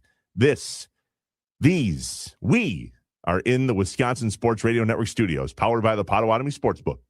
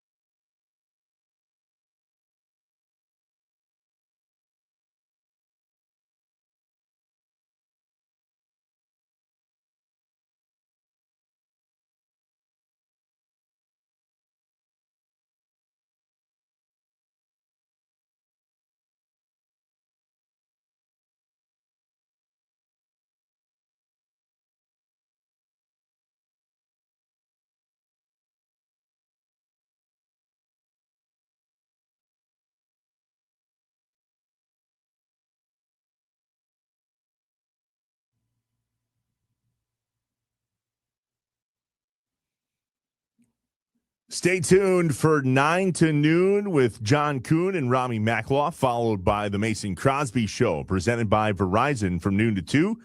9 to 2 with former Packers fullback John Kuhn and former Packers kicker Mason Crosby here on the Wisconsin Sports Radio Network. I wonder what they'll have to say about the extension of head coach Matt LaFleur. So is the report from over the weekend from our guy Rob Domofsky. What's up, Wisconsin? Welcome back. Inside Wisconsin Sports with Trevor and Josh, live from the Wisconsin Sports Radio Network studios, powered by the Potawatomi Sportsbook. We have listeners all over the state of Wisconsin. Josh, I know you run into a bunch of them down there in the Milwaukee area. Sure do. For me here in Green Bay, many have come up and said that they love the show and appreciate what we do on WNFL here in Green Bay. No different than WSSP there in Milwaukee, the game in Wausau, the game in Duluth Superior, statewide on the Wisconsin Sports Radio Network.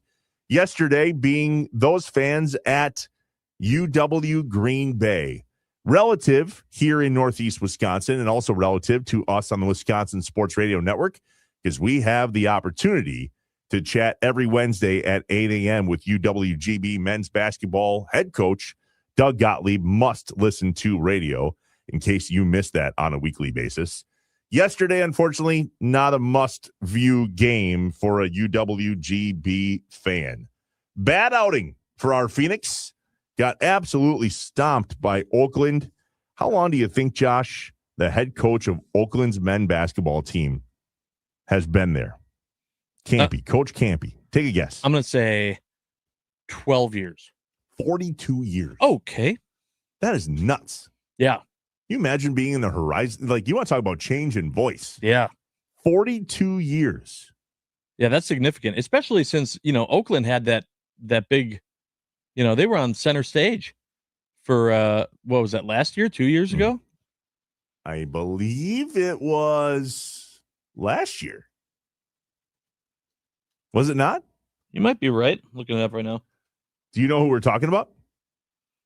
Jack Golke. There it is. Yeah, Jack Golke. That was 2024. Yep, March of 2024, 2 years ago. Here's Coach Gottlieb after the game yesterday on what went wrong in the ugly portion of the good, the bad, the ugly from the weekend here in Wisconsin. I'm really disappointed. We're a good basketball team. We're better than we played.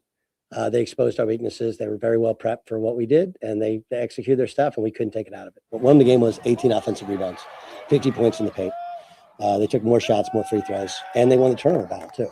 Everybody in college basketball preaches effort and playing hard. I thought we've been really good at it. I thought we've been better than other teams at playing harder than other teams. I thought that wasn't the case today. Coach Gottlieb, courtesy of Ellie French at WLUK here in Green Bay. Well, time to wash the quarter zip, Coach. Yeah, I mean, here's the thing, though. Like, we talk about expectations and the expectations with the Packers and all of our sports teams. I mean, I didn't expect the Phoenix to run the table the rest of the way. And so the fact that they lost by as many as they did, sure, you can hang your hat on that. But the fact that they lost in general, like, I was like, yeah, okay. That's okay. Keep going. Like, that's the thing about the horizon, too, is that it's not like this was a loss that's going to make the committee look at, UWGB and go, nah, I don't know. Now they're a bubble team, or now they're off the bubble. Now they're out. Like, that's not how it works with the Horizon League. One team from the Horizon League is going, and that's going to be decided in the conference the conference tournament anyway. So, yep. Like to your point, wash quarter zip, get back out there, and keep playing good ball. They're still having a very incredible season. Keep that going. Plain and simple. Losing is going to happen. And the 920 on the Nicolay Law Fan Talk and Text line brings up a good point. 414-677-1250. After seeing clips of Bears fans applauding their team as they went off the field last night, and seeing clips of that reporter praising Jacksonville's coach on a great season after their loss, they're talking about the post-game presser where the reporter was just really thankful for the season, and that kind of blew up in terms of journalism. Do you think a lot of people in Green Bay, including myself, wanting Matt LaFleur out, are we spoiled or ungrateful as fans? You've said entitled town before, Josh. Yeah. I mean, the answer is yes. We absolutely are. Because I think that for any sports franchise, period, you cannot go every single year being in a championship window. You just can't. Teams need rebuilds. And we're very, very lucky that in general in Wisconsin sports, we haven't had to have extreme down years to where it takes teams 3, 4, 5, 6 years for a rebuild. We expected our rebuild to come in 2023 when Jordan Love took over. That was not a rebuild. That was the best year we've had in the last 5. So we're very lucky as Packers fans to be in that situation. My whole thing is that I don't think a down year, a rebuild year is bad if it means that it gives you that extra push of what you need to come back and then truly give yourself that chance. That's what we're looking at with the Bucs, right? The Bucs have just been they keep going all in, all in, all in, all in. There's no down year. And then eventually the all-in championship window, like, yeah, you're there, but there's less of a chance. And so when I look at the Packers, I'm like, man, this could have been that down year. This could have been it. I think a lot of us were looking at it that way once we started losing more and more people to injury of, okay, stop thinking this is a championship window. Look at this as we had a lot of unfortunate events happen this year. However, if we were ever going to punt a year, clean house, do something to try to revamp that window for the next 5, 6 years, now's the time. And instead, the Packers said, nope, we're going to keep this thing going. Let's just run it back. I think that's what's frustrating a lot of fans, myself included. Is that frustration carried over from team to team in Wisconsin? We're awfully frustrated by the Milwaukee Brewers and how they don't spend money and the seasons just typically end the way they do. And yet, we've talked about it on this very show, there's been a long time where the Brewers never even touched the playoffs from 1982 to 2008. And yet now, here we are having regular appearances in the playoffs, and yet we're still frustrated. And we haven't had that rebuild year that everybody thought we were going to have. So is it just football, Josh, or do we get to say that that's the case for the Brewers too? So, I mean, yeah, since 2018, the Brewers have only one time, and that was in 2022, not made the postseason. I think the difference for fans that are Brewers fans to Packers fans are we just want one, right? And so if we, at any point in the last 15, 20 years had one win, one World Series win, I think we would be satisfied then with the fact that we're still competitive. But we know how quickly, especially in the game of baseball, in Major League Baseball, how quickly that window can close. And we really needed to take advantage of one of these years where we had the bite of the apple, but we didn't have the whole thing. But in comparison, the Packers have had more than one. And us getting one for the Brewers, you think is actually going to make us accept the fact that we're just the team that we are, or is it going to make it worse? Well, I'm saying if the fact that the Brewers have never done it is the big cloud over everyone's head when they're viewing and talking about expectations with the Brewers organization. You get one win, and then you're looking at that the same way that you would any other team. Sure, you want to keep winning, but it's a completely different mindset. The frustration of being there consistently and never actually being at the top of the mountain when all is said and done, that will always be the argument and the frustration until they finally do it. We'll ask Tim Allen next. The franchise has taken the spot of Andy Herman. Out with the pack, in with the crew. Every Monday and every Friday at 8 a.m., the franchise himself, Tim Allen, will join us here on Inside Wisconsin Sports with Trevor and Josh. And he is going to do that next. Let's jump in cannonball style to the Milwaukee Brewers season. Pat Murphy's touring the state. What's Tim Allen got to share? We'll talk to him next. Inside Wisconsin Sports with Trevor and Josh, live from the Wisconsin Sports Radio Network studios, powered by the Potawatomi Sportsbook.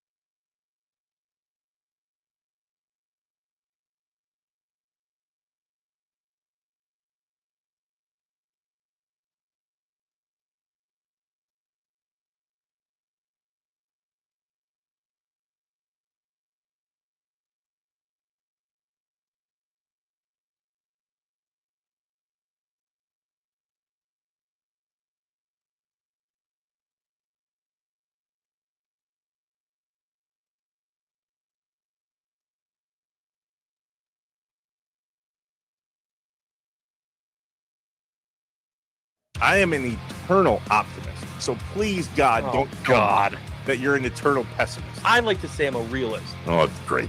We're going to get along great. This is going to be great. This is Inside Wisconsin Sports with Trevor and Josh. Crowd is here, about to blow, waiting for me to start the show. Out the curtain, lights go up, I'm home. Whoa! To send the Rams to the championship game. Davis with 42 on line, and it's good. And the Los Angeles Rams go to the championship game with an overtime win in Chicago. The Bears still suck. Mike Tirico on NBC last night. Rams 20, Bears 3 points fewer. And their season comes to a close no different than the Packers just a mere week ago. What's up, Wisconsin? Welcome in Inside Wisconsin Sports. Trevor Thomas, Josh Albright live from the Wisconsin Sports Radio Network studios, powered by the Potawatomi Sportsbook. It all came crashing down for the Chicago Bears last night, and that made a lot of us here in Wisconsin quite happy as we start our week and go, the Bears still suck. We turn our attention, though, now that the Packers season's done and there's really not a whole lot left to watch from an NFL standpoint for a Wisconsin sports fan, to the Brewers season and figure out what's next for Milwaukee as Pat Murphy tours the state of Wisconsin tonight in Wausau, tomorrow in Green Bay as we wrap up what they're calling the Pat Murphy statewide tour. It has a little different name each city that he goes to, but Josh, the feedback on Pat Murphy and all the things that he's chatting about is actually really cool. Yeah, it's been fantastic, and I'm glad to see it. And I'm glad that we have a coach in Wisconsin sports that just everyone is happy with, satisfied, and celebrating. That's a good thing. We need that right now. We chatted with him on the show last week, and Josh and I were talking earlier about what a difference a voice makes in terms of the organization. That's one of the questions I have for our guy, Tim Allen, the franchise himself. Joining us now on the Wisconsin Sports Radio Network guest hotline, powered by Gruber Law, one call, that's all. Co-host, oh man, I love this music. Co-host of a brand new program here on the Wisconsin Sports Radio Network every Wednesday from 5 to 7. It's Hot Stove Weekly with what I'm calling Changa and the franchise. Tim Allen, how are you, buddy? Good to see you. What's going on? More important, how you guys are. What's happening? Better now that the Bears are out of the playoffs. That helps. True. That certainly helps the old camaraderie and the feelings. Yeah. That was beautiful. We were all thinking the same thing. There's no way Caleb Williams can do this again. Are you kidding me? And then all of a sudden he does it with some miracle flail the ball up there, and somehow it's caught. But at the end of the day, they're sitting next to the Dallas Cowboys and watching the playoffs. 100%. So be it. We're glad to have them there. And we're glad to have you here back with us on the Wisconsin Sports Radio Network, headed into your 21st season covering Brewers. So Josh and I, Tim, were talking earlier about how there was some thought that a change in voice in the locker room with the head coaching position for the Green Bay Packers may have been worth it just to get a new voice in there. Well, the Brewers seem to be following the voice of their leader a lot better. What is it about Pat Murphy that made the transition from Craig Counsell to him at the helm that made it so easy? Trevor, you have to look back at when they hired Murph. Now, he has admitted that he would have went to Chicago with Counsell. And that was, probably not that surprising. They were a pretty successul tandem in Milwaukee here, but I'm not convinced that the organization thought that Murphy was going to be this successful. I know they're pleased about it. There's no doubt.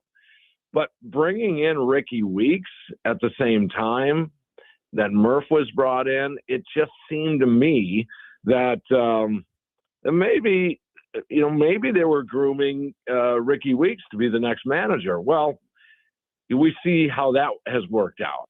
A few division titles later, and now Pat Murphy's the man, and unarguable. I mean, you can't argue with it. It comes down to people for Murph.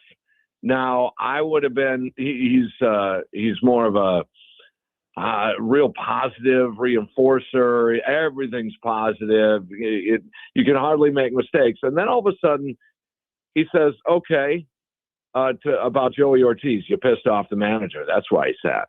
Or you sat Caleb Durbin and Sal Frelick. So they're at the same time, he's everything positive, guys. He's holding these players accountable. And that's all we can ask. I mean, that's what we want as fans, right? We want just accountability. If you screw up and it's a physical mistake, we can handle that. You bobble a ball, hey, look, mistakes are going to happen physically. Mentally, when your head's not in the game, all we want as fans is accountability. You're getting paid a lot of money here. Get your head in the game. Let's not forget how many outs there are, or let's not forget how we run the bases in this particular situation. He has been both on the accountability side and then on the positive side, just remarkable. He's been dynamite as a leader.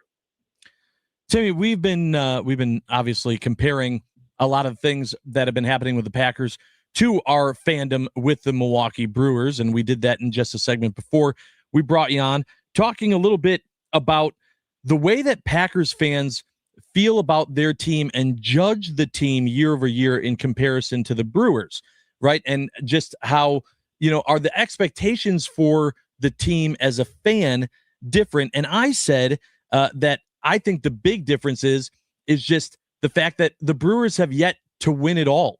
And so that's why we kind of judge the Brewers differently, because we're looking for that one first big win of winning a World Series. And then after that, maybe we start judging them the same way we do the rest of the Wisconsin sports teams. Am I off base with that idea?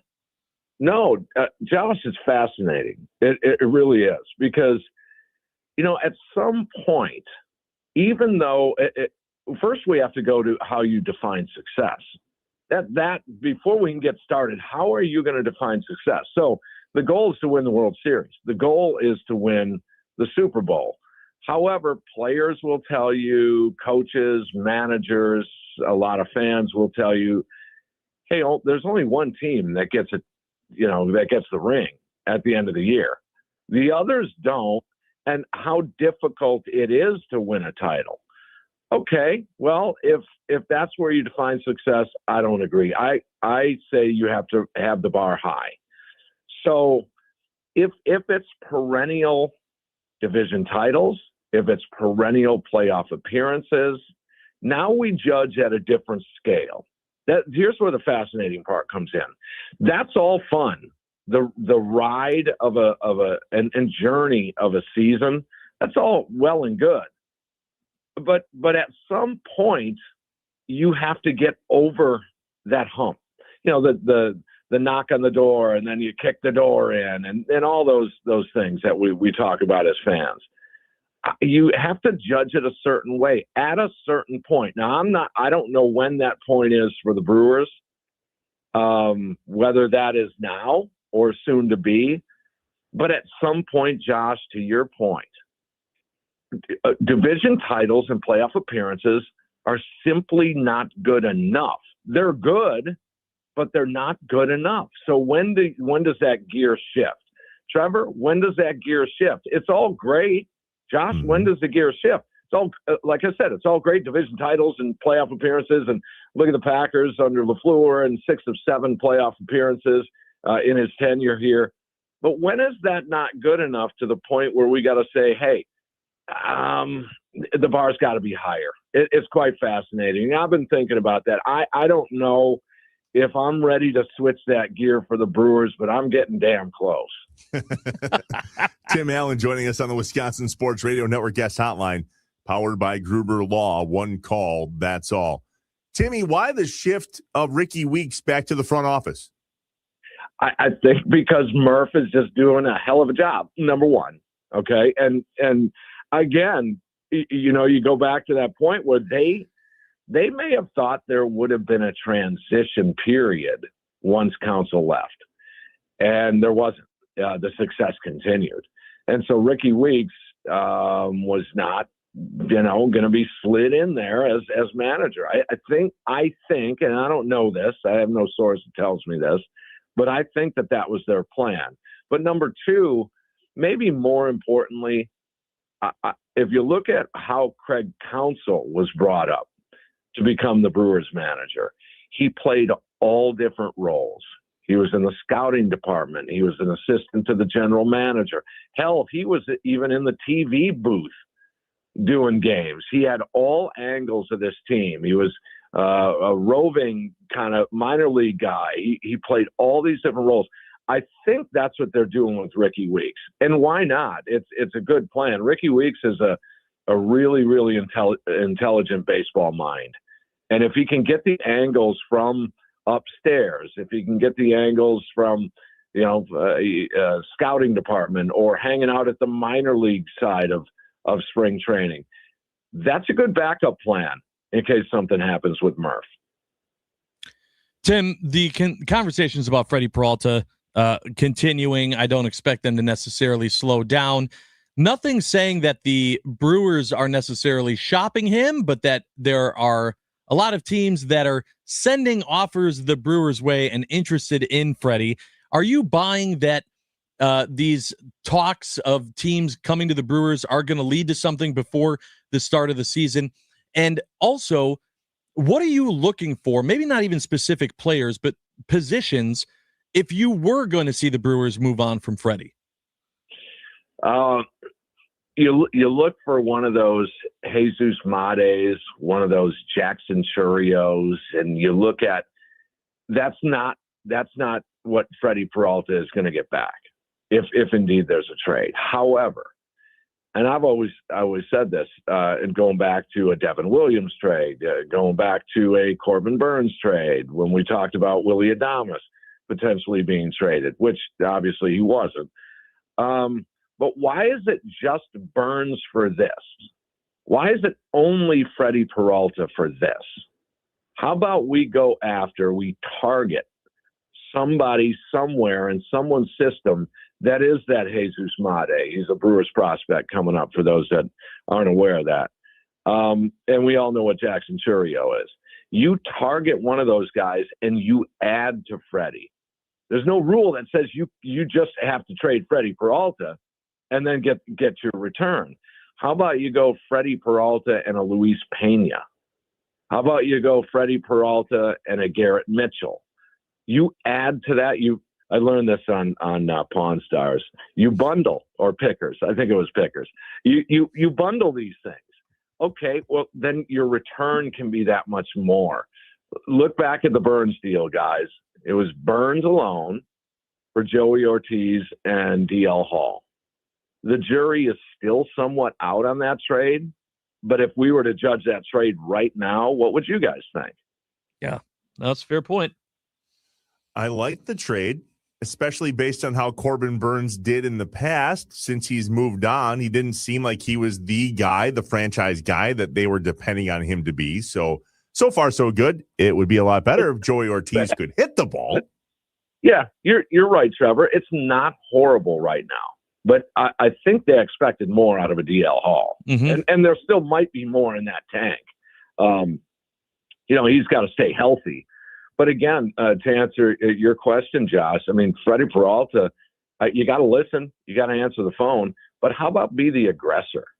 I mean, if indeed you are considering, and we don't know this from Matt Arnold and his staff, but if you are considering a deal, enhance that deal. If you're asking me what I do with Freddie Peralta, he's a Brewer. He's the opening day starter, and he's your anchor in that rotation until further notice. Now in July, if something goes south and you have to make a move at that point, okay, I get it, but I would wait. One could argue though, on the Burns deal, had you kept him until July, you may have received more. it's all the what ifs and hypotheticals. Sure. But Freddie Peralta, they need that veteran anchor in this rotation. There's going to be some young arms: Quinn Priester, Jacob Mizorowski, maybe Henderson, Gasser.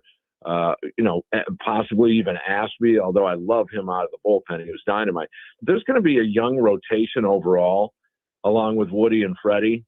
And Woody, coming off the injury, we'll see. They need Freddie right now. They really do. Tim Allen, along with Tommy Wartz, the hosts of Hot Stove Weekly every Wednesday night from 5 to 7 here on the Wisconsin Sports Radio Network. And, of course, that duo will also be doing the Potawatomi Sportsbook post-game show after Brewers games this coming season. Man. I can't wait. Can't wait. Must feel good. I know that. I cannot wait. I mean, I am this I don't know. There's always the feel of Brewers baseball. There's always this, there's going to be that Friday night in June, roof is open and you're kicking back, having a beer and a brat, and it's 76 degrees here at first pitch. Those days are coming. We're trapped in a wintry. I mean, look at the definition of January is just look out your window, and there you have it. But man, I can't wait for those days. It's going to be a ton of fun, and this team is good. This team is good, and they're going to battle again, and that's Central. Tim, one more before we let you go. You brought up a name there while you were answering Josh's question that we haven't heard much of or seen play for any consistent period of time. Who's Garrett Mitchell? Yeah, high draft pick, tremendous ability. If you want to take a peek at what the potential is, you go back to the run in 2023. When you look at the tail end of the 23 season, and you see some of those, look at the last 20, 30 games there, which is, it's not a huge sample size, but it's enough to get a kind of peek at what the potential might be. That's where you have it. Dynamite defensively, got great tools with the bat. He's got some power with him, runs the bases well, but he's just fought through those injuries. And now they agreed to a contract. He did not go to arbitration. If you go by the money, he's getting paid $950,000 this year. So $1 million this year. That should, indicate what they feel of Mitchell. And if Mitchell can stay healthy and be, 80% of what the projections would be, they got another guy there that is more in tune to the Sal Freliks and Bryce Terangs of the world. But he's got to stay healthy. And he, again, those numbers late in 23 are the indicators. Man, I would love to see him back. He's so good. He has the potential to be so good, but he's just injury prone, I guess, fighting through the injuries. Mm-hmm. One hell of a story, though. Tim Allen, the Wisconsin Sports Radio Network guest hotline, powered by Gruber Law. One call, that's all. Timmy, we'll talk to you again on Friday, my man. Thanks for coming on. Great talking to you guys. Thanks, Tim. I wish the Brewers would package Freddie and Christian together and ship them both to the Mets. Take that $34 million and lock up Terang and go from there. And Frelick and get 3, 4, 5 players. Freddie's going to be gone in 10 months anyway and has a lot of miles on his body and is susceptible for an injury potentially coming. What do you think of that, Josh? That's a take from the 715 on the Nicolay Law Fan Talk and Text line. Yeah, I don't think at this point anyone's biting at that Christian Yelich contract. I think that these big market teams, they just pick off the small guys when their contracts are about to be up, and then they give them a boatload of money. I just don't see that happening. But it's an interesting take. Before we head to break, check this out from Jacob in a van. You know what Schadenfreude is? You ever heard of that? I have heard of that. Can you spell it? Impossible. Yeah, no. Brewers win the division. Brewers beat the Cubs in the postseason. Brewers lose to L.A. in the next round. Chicago fans cheer L.A. Yay, Dodgers. Bears win the division. Bears beat the Packers in the playoffs. Bears lose to a team in Los Angeles in the next round. And Wisconsin fans cheer on that Los Angeles team. Yay. Schadenfreude. Schadenfreude is circle of life. Taking pleasure by someone else's misfortune. You know what? When it comes to Wisconsin versus Illinois, so be it. And it will be that way for all of time. We have all the time in the world now between now and when the Packers start up their next season. So if we were to hypothetically start making some erroneous, way too early 2026 predictions, what about this team, and I guess this coaching staff sticking around, makes us believe we'll be able to claim the North once again? Yeah, we don't know what's going to happen with Jeff Hafley, but at this point, we do know that Matt LaFleur is going to continue to be the head coach. And so why not now do our way, way too early 2026 prediction and figure out how are the Packers going to do next season? Who's got their magic crystal ball? 414-677-1250, the Nicolay Law Fan Talk and Text Line. Inside Wisconsin Sports with Trevor and Josh, live from the Wisconsin Sports Radio Network studios, powered by the Potawatomi Sportsbook.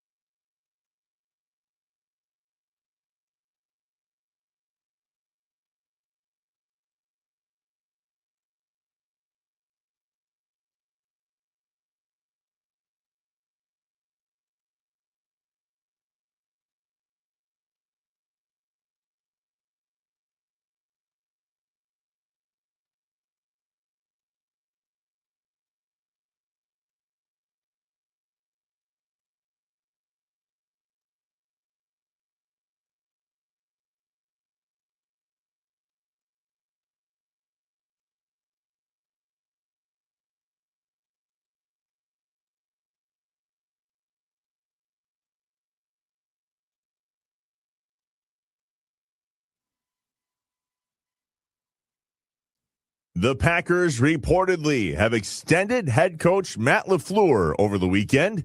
You won't want to miss 9 to noon with former Packers fullback John Kuhn, followed by the Mason Crosby Show, presented by Verizon from noon to 2 on the Wisconsin Sports Radio Network. Former Pack with the insider info. Inside Wisconsin Sports with Trevor and Josh, live from the Wisconsin Sports Radio Network studios, powered by the Potawatomi Sportsbook. All right, well, we have some clarity on how the Green Bay Packers are going to move into the 2026 season. Not all, but some clarity. So what better time than now to go, all right, what do we have to do in order to claim the North? What about this team? What about this coaching staff makes us believe that from this point forward, not knowing what's happening with Jeff Hafley, not knowing what's happening with training changes, not knowing what's going to happen with Rich Bisaccia or Adam Stenovich or Luke Butkus or any of the other guys that are involved with the Packers coaching staff, because all we know now is, hey, Matt's back, Goody's back, Russ Ball is back. But if it's a time to make predictions, what's yours? The Nicolay Law fan talk and text line 414-677-1250. Pick one thing that you need the Packers to do from this point until week 1 that's going to make us win the North. Josh, what's yours? Yeah, so I don't know that I can necessarily tell you that in comparison to just what my 2026 prediction is, because my 2026 prediction is that they don't win the North. I think that they're going to be maybe not the 7th. Wait. The question is, what makes us believe we'll be able to claim the North? Yeah, so if I you know were to that make was a your prediction, question. Yeah. This is literally your question. My whole the whole okay. Let's open the curtain. My whole point of wanting to do this was, hey, the season's over. Now we know we have Matt LaFleur. How do you think the Packers do in 2026? Here's our way too early prediction. What predictions are we going to make? So if you're going to say, what about this team and this coaching staff makes us believe we'll be able to claim the North? My answer then would be nothing. Literally nothing. No, I don't think that they win the North. I think that bringing back Matt LaFleur and the decisions that Ed Policy made, I think that they do better than the 7th seed, but I still think there's frustration, room to grow, all of those things that make us question Ed Policy's decision again to have Matt LaFleur as the head coach of this team. My prediction for 2026 is that this team does better than they did in 2025, but that they still don't have enough pieces to get it done. So your way too early prediction is that nothing will change. I think right? I think that my prediction is that they're going to do slightly better, but not good enough. I think they're going to be like I don't think they're going to the North. I think it's going to be right where like the Niners were this year. I think that the NFC North is still going to be a competitive division. It has been for a while. The laughing stock of the division for way too long was the Bears. Now the Bears with Caleb Williams, Ben Johnson, the rest of this team they're putting together have proven that they can still make some noise. And I think that it's going to be a situation to where the Packers continue doing the Matt LaFleur type of football. And it's going to be frustrating. I think the injuries are going to stop us from being the 7 seed. I think they're going to get us a little bit higher, but I still don't think we win the division. I think we're in that 5 or 6 seed spot. And maybe we come away with a playoff victory, but I don't think we win the North. I think we're going to be frustrated this year at the fact that the only thing we hung our hats on for looking for improvement was less injuries. That would help for sure. The Nicolay Law fan talking text line 414-677-1250. Rhino says the Bears will regress slightly. It's inevitable with how many breaks went their way this year that they can't keep that up. If this team, the Packers, stays healthy, they're 100% the favorites for the North right now. At one point, before Micah was hurt, they were the number 1 seed with a 10-point lead in Denver. And that, Rhino, is exactly how I feel. So if we were to specifically say what's one thing that we believe is a way too early prediction for the Packers to win the North, mine is the Packers secondary. if we stop playing this soft zone, we have the lead. We just need to coast and figure out how to keep them from scoring touchdowns versus being aggressive the way we got into the lead, then that's the biggest opportunity for Matt LaFleur and this coaching staff, which is why if Jeff Hafley moves on and becomes the head coach of, I don't know, pick the team that he's a finalist for. How many has he had? 4 different interviews? At least. Then the 7. change comes in the secondary with whoever the next defensive coordinator will be. I would love for that to be Jim Leonard because he's the guy that fixed the backfield for the Broncos. He's a major piece as to why that defense has been as good as it has been for the Broncos. Look how fast change can happen when you put the right guy in the right position to succeed. The only issue is, will Matt LaFleur listen to it? Because the way Matt LaFleur calls offensive plays, which is, by the way, my 1B is I think Matt LaFleur should give up play calling, but that's a whole different conversation for a different day. That's true. At some point, our secondary needs to get out of this soft zone. The very thing that our opponents this year tested our fate with. Remember, Josh, when we were week after week after week showing their defense, not the Packers, but whoever we were playing against, they were coming out in this soft 2 shell. They were daring us to throw the ball because they knew we weren't going to be able to run the ball with Josh Jacobs, especially banged up after the game at the Giants.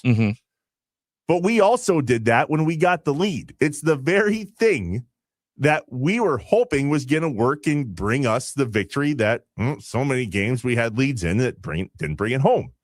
What's crazy about that is it's the very thing that kept us from being able to continue in the second half, meaning the defense that we were playing against made adjustments, and we did not. And so if we're not going to make adjustments on the offensive side to call plays differently when we have a lead based on the adjustments that the defense makes, then I think on the defensive side of the ball, that's when we get to make the biggest adjustment and stop playing this soft zone defense.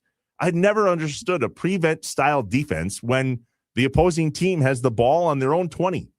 That doesn't make any sense to me. Daring them to throw, Bears, when they're able to throw, especially scurrying out of the pocket, didn't serve us well at all. So you said you'd eat crow if the Packers won the Super Bowl. So yeah. Correct. So that to me says your 2026 prediction is not that the Packers are going to win the Super Bowl. What is your 2026 prediction? Where does the Packers season end? How does it go? Give me your prediction. What is your crystal ball saying happens with this Packers team in 2026, 2027? Oh, I think they win the Super Bowl. Oh, you do? Yeah. Oh, you think they win it all and then you happily eat crow? Uh-huh. That's exactly what I think is going to happen. Okay. That was me saying, boy, if everybody stays healthy and the Packers play the way they did this year when everybody was healthy, no matter if we get out to big leads or not, I think we're able to close games. So then that's what I'm saying. I hope I'm terribly wrong with wanting to move on from Matt LaFleur. Yeah. Well, then you should be excited. If you believe that that's the case, you should be excited that Matt LaFleur is back. If you truly believe that this team is Super Bowl bound in 2026, 27, then that's great. I'm saying I think the fact that they went back to Matt LaFleur is going to hinder them from doing that. The 920 says, I think this year will be a light of fire under LaFleur, and they need to work on the 2-minute with Jordan Love this offseason and this offense and let him have some control of this whole thing. We talked about that in the break, actually, Josh, where we were kind of going back and forth about Rodgers and the changes there. The idea with Rodgers and why he cooked when Matt LaFleur came in is because I think Matt LaFleur took his hands off the playbook and said, hey, bud, you do whatever you got to do in order to keep this train moving. I don't know that the same can be true with Jordan Love. I think it's also why we saw Malik Willis do so well is because he actually ran the playbook. I don't necessarily, and this goes right to what Tommy Ward says, I don't necessarily think Matt LaFleur currently speaks fluent Jordan Love. I hope they can figure that out. But with a lead specifically, those two don't seem on the same page at all. And so if we had to take a hot take of a too early prediction, that's why my prediction was our secondary defense is going to be in a completely different position. That's the hot take that needs to happen. I'm not sure how we do that, who we go get, who we draft, specifically without a first-round pick this year. Although I haven't taken a look at how many picks we have, but we all know Goody loves to trade up. He loves himself some picks. Yeah. And if he can get his hands on more picks, he will. And there's been some really good wins for the Packers over the last 2-3 decades with late round picks. Yeah. 4th, 5th, sometimes even 7th round picks. Mark Tauscher was a 7th round pick. The key to go against my prediction that I really hope that changes is that the Packers pass rush just becomes too much. I mean, if Micah Parsons stays healthy and you cut Rashawn Gary and you have LVN and you go and you get somebody else, whether it be through the draft or otherwise, that can make an immediate impact and just feast when Micah Parsons is pushing them right to you, then yeah, look out. This defense alone could be the difference maker that gets this team there. I just need to see it, and then also see whoever replaces Hafley be able to initiate it and have Matt LaFleur also stop being Matt LaFleur and get rid of the softness. And that's the biggest key. That's the biggest key holding me back. I just don't believe that Matt LaFleur can be a different Matt LaFleur. I think he is who he is. He's become somebody different, though. We would both agree to that. He was different in the last year of this season in regard to how he talked to the media and how he approached some of the positions of improvement. We went back and played some of his specifics out of his first introductory press conference and actually had a laugh going, who the hell was that? Is that the same guy? Yeah, I think he's got it in him. We'll just see if he can figure out how to bring it out. When we come back, a brand new segment here on Inside Wisconsin Sports. We teased this to you guys towards the end of last week. What's Up Wisconsin is pretty much our entire show. All day, every day. 6 a.m. to 9 a.m. Mm-hmm. We are 100% dedicated to the people, the stories, and the patriotism of America's dairyland, sports, and sporting life. So What's Up Wisconsin is pretty much everything we do, Monday through Friday, 6 to 9. What we don't do until now is chat with a former Packer on a regular basis, and that is exactly what's going to happen this morning when we come back. John Kuhn joins us for a little crosstalk before 9 to noon, takes over the airways here on the Wisconsin Sports Radio Network. Inside Wisconsin Sports with Trevor and Josh, live from the Wisconsin Sports Radio Network studios, powered by the Potawatomi Sportsbook.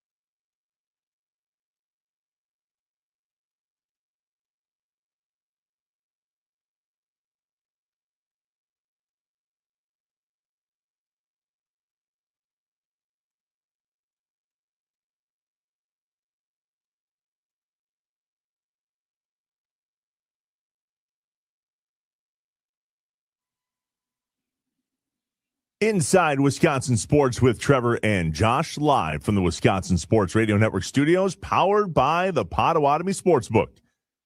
We teased this last week that the last segment of this show every day from 6 to 9 will be a little bit different moving forward in a really good way. Joining us now to talk a little football prior to his show starting at 9 a.m., our guy, John Kuhn. Did you see the news, John, of what just broke from Diana Rossini in Sean McDermott out as the Bills head coach?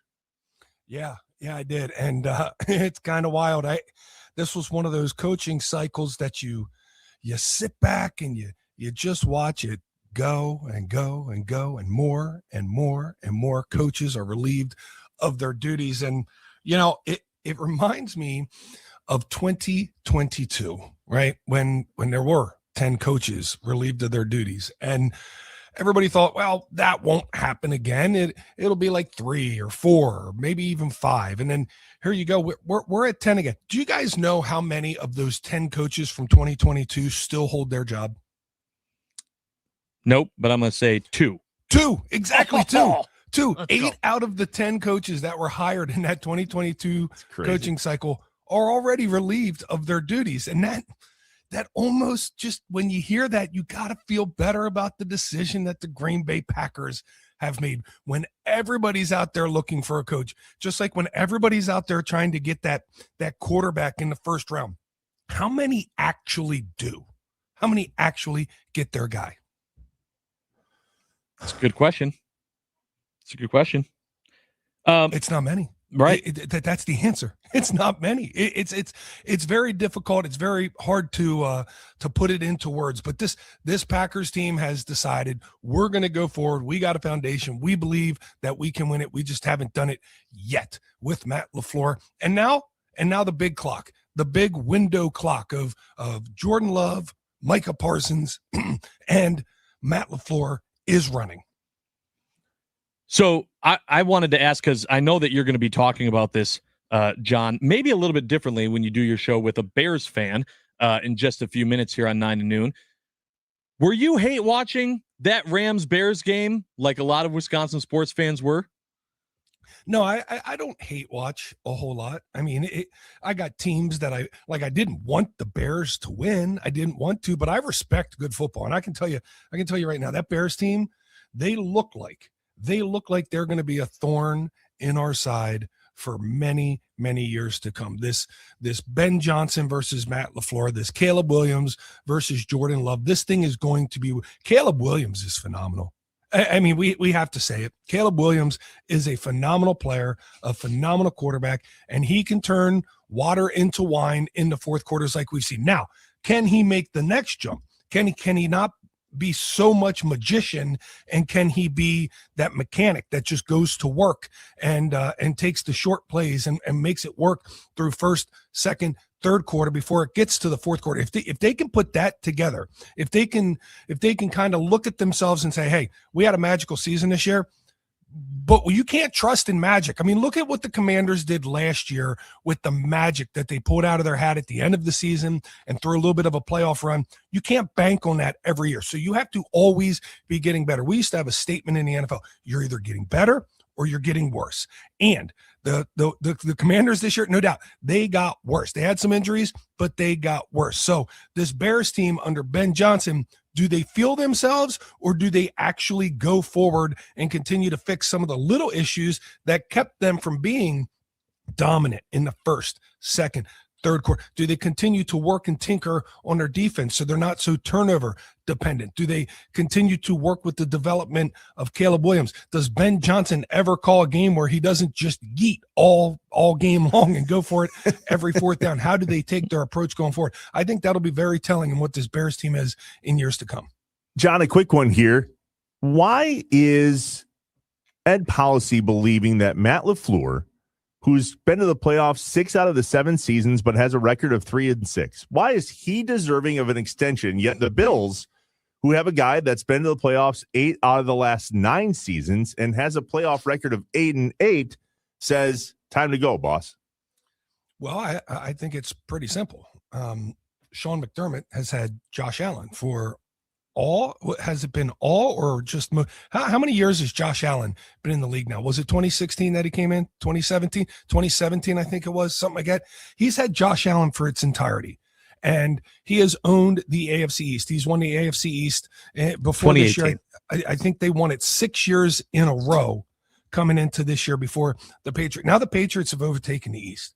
The Patriots have now overtaken the East. The Patriots are now in the AFC Championship game, and the Patriots are going to be favored over the Denver Broncos because of the injury to Bo Nix to make the Super Bowl. And some would say, well, that's not Sean McDermott's fault that the Patriots didn't have to go through Patrick Mahomes or Lamar Jackson or Joe Burrow or even Josh Allen to get to the Super Bowl. But that's been 6, 7, 8 years that he's had Josh Allen, the Superman, doing their bidding in Buffalo. Matt LaFleur is a different situation. You can look at Matt LaFleur and say there's 2 eras of Matt LaFleur in Green Bay. There's the first 3 years where first 4 years where Aaron Rodgers was the quarterback.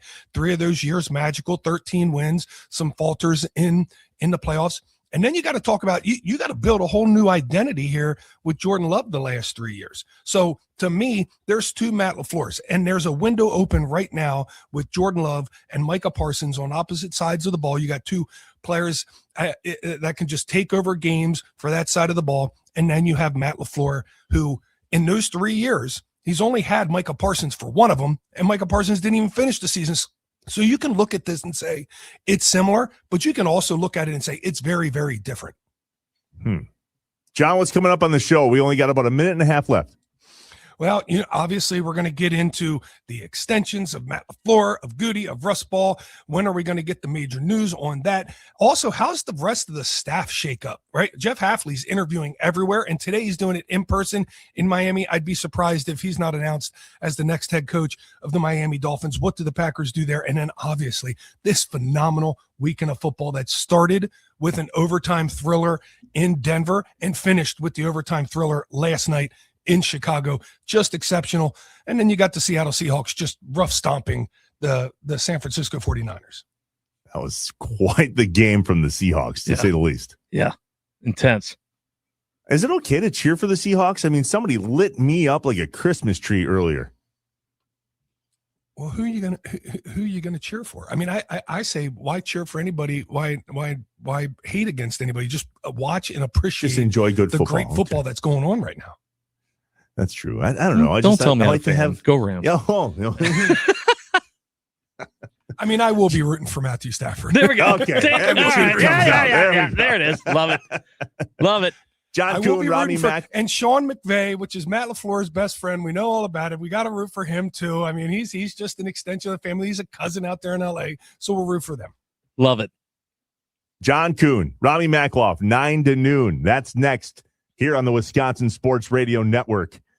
Johnny, we'll talk to you in just a few, and we'll chat with you here in this segment again tomorrow, bud. Sounds good. Can't wait. John Kuhn, 9 to noon. That's up next on the Wisconsin Sports Radio Network. Thanks to Tim Allen for jumping on today. Every Monday, every Friday, we'll chat Brewers with our guy, Tim Allen. Inside Wisconsin Sports with Trevor and Josh, live from the Wisconsin Sports Radio Network studios, powered by the Potawatomi Sportsbook. We'll see you tomorrow, Wisconsin. Because we're not done yet.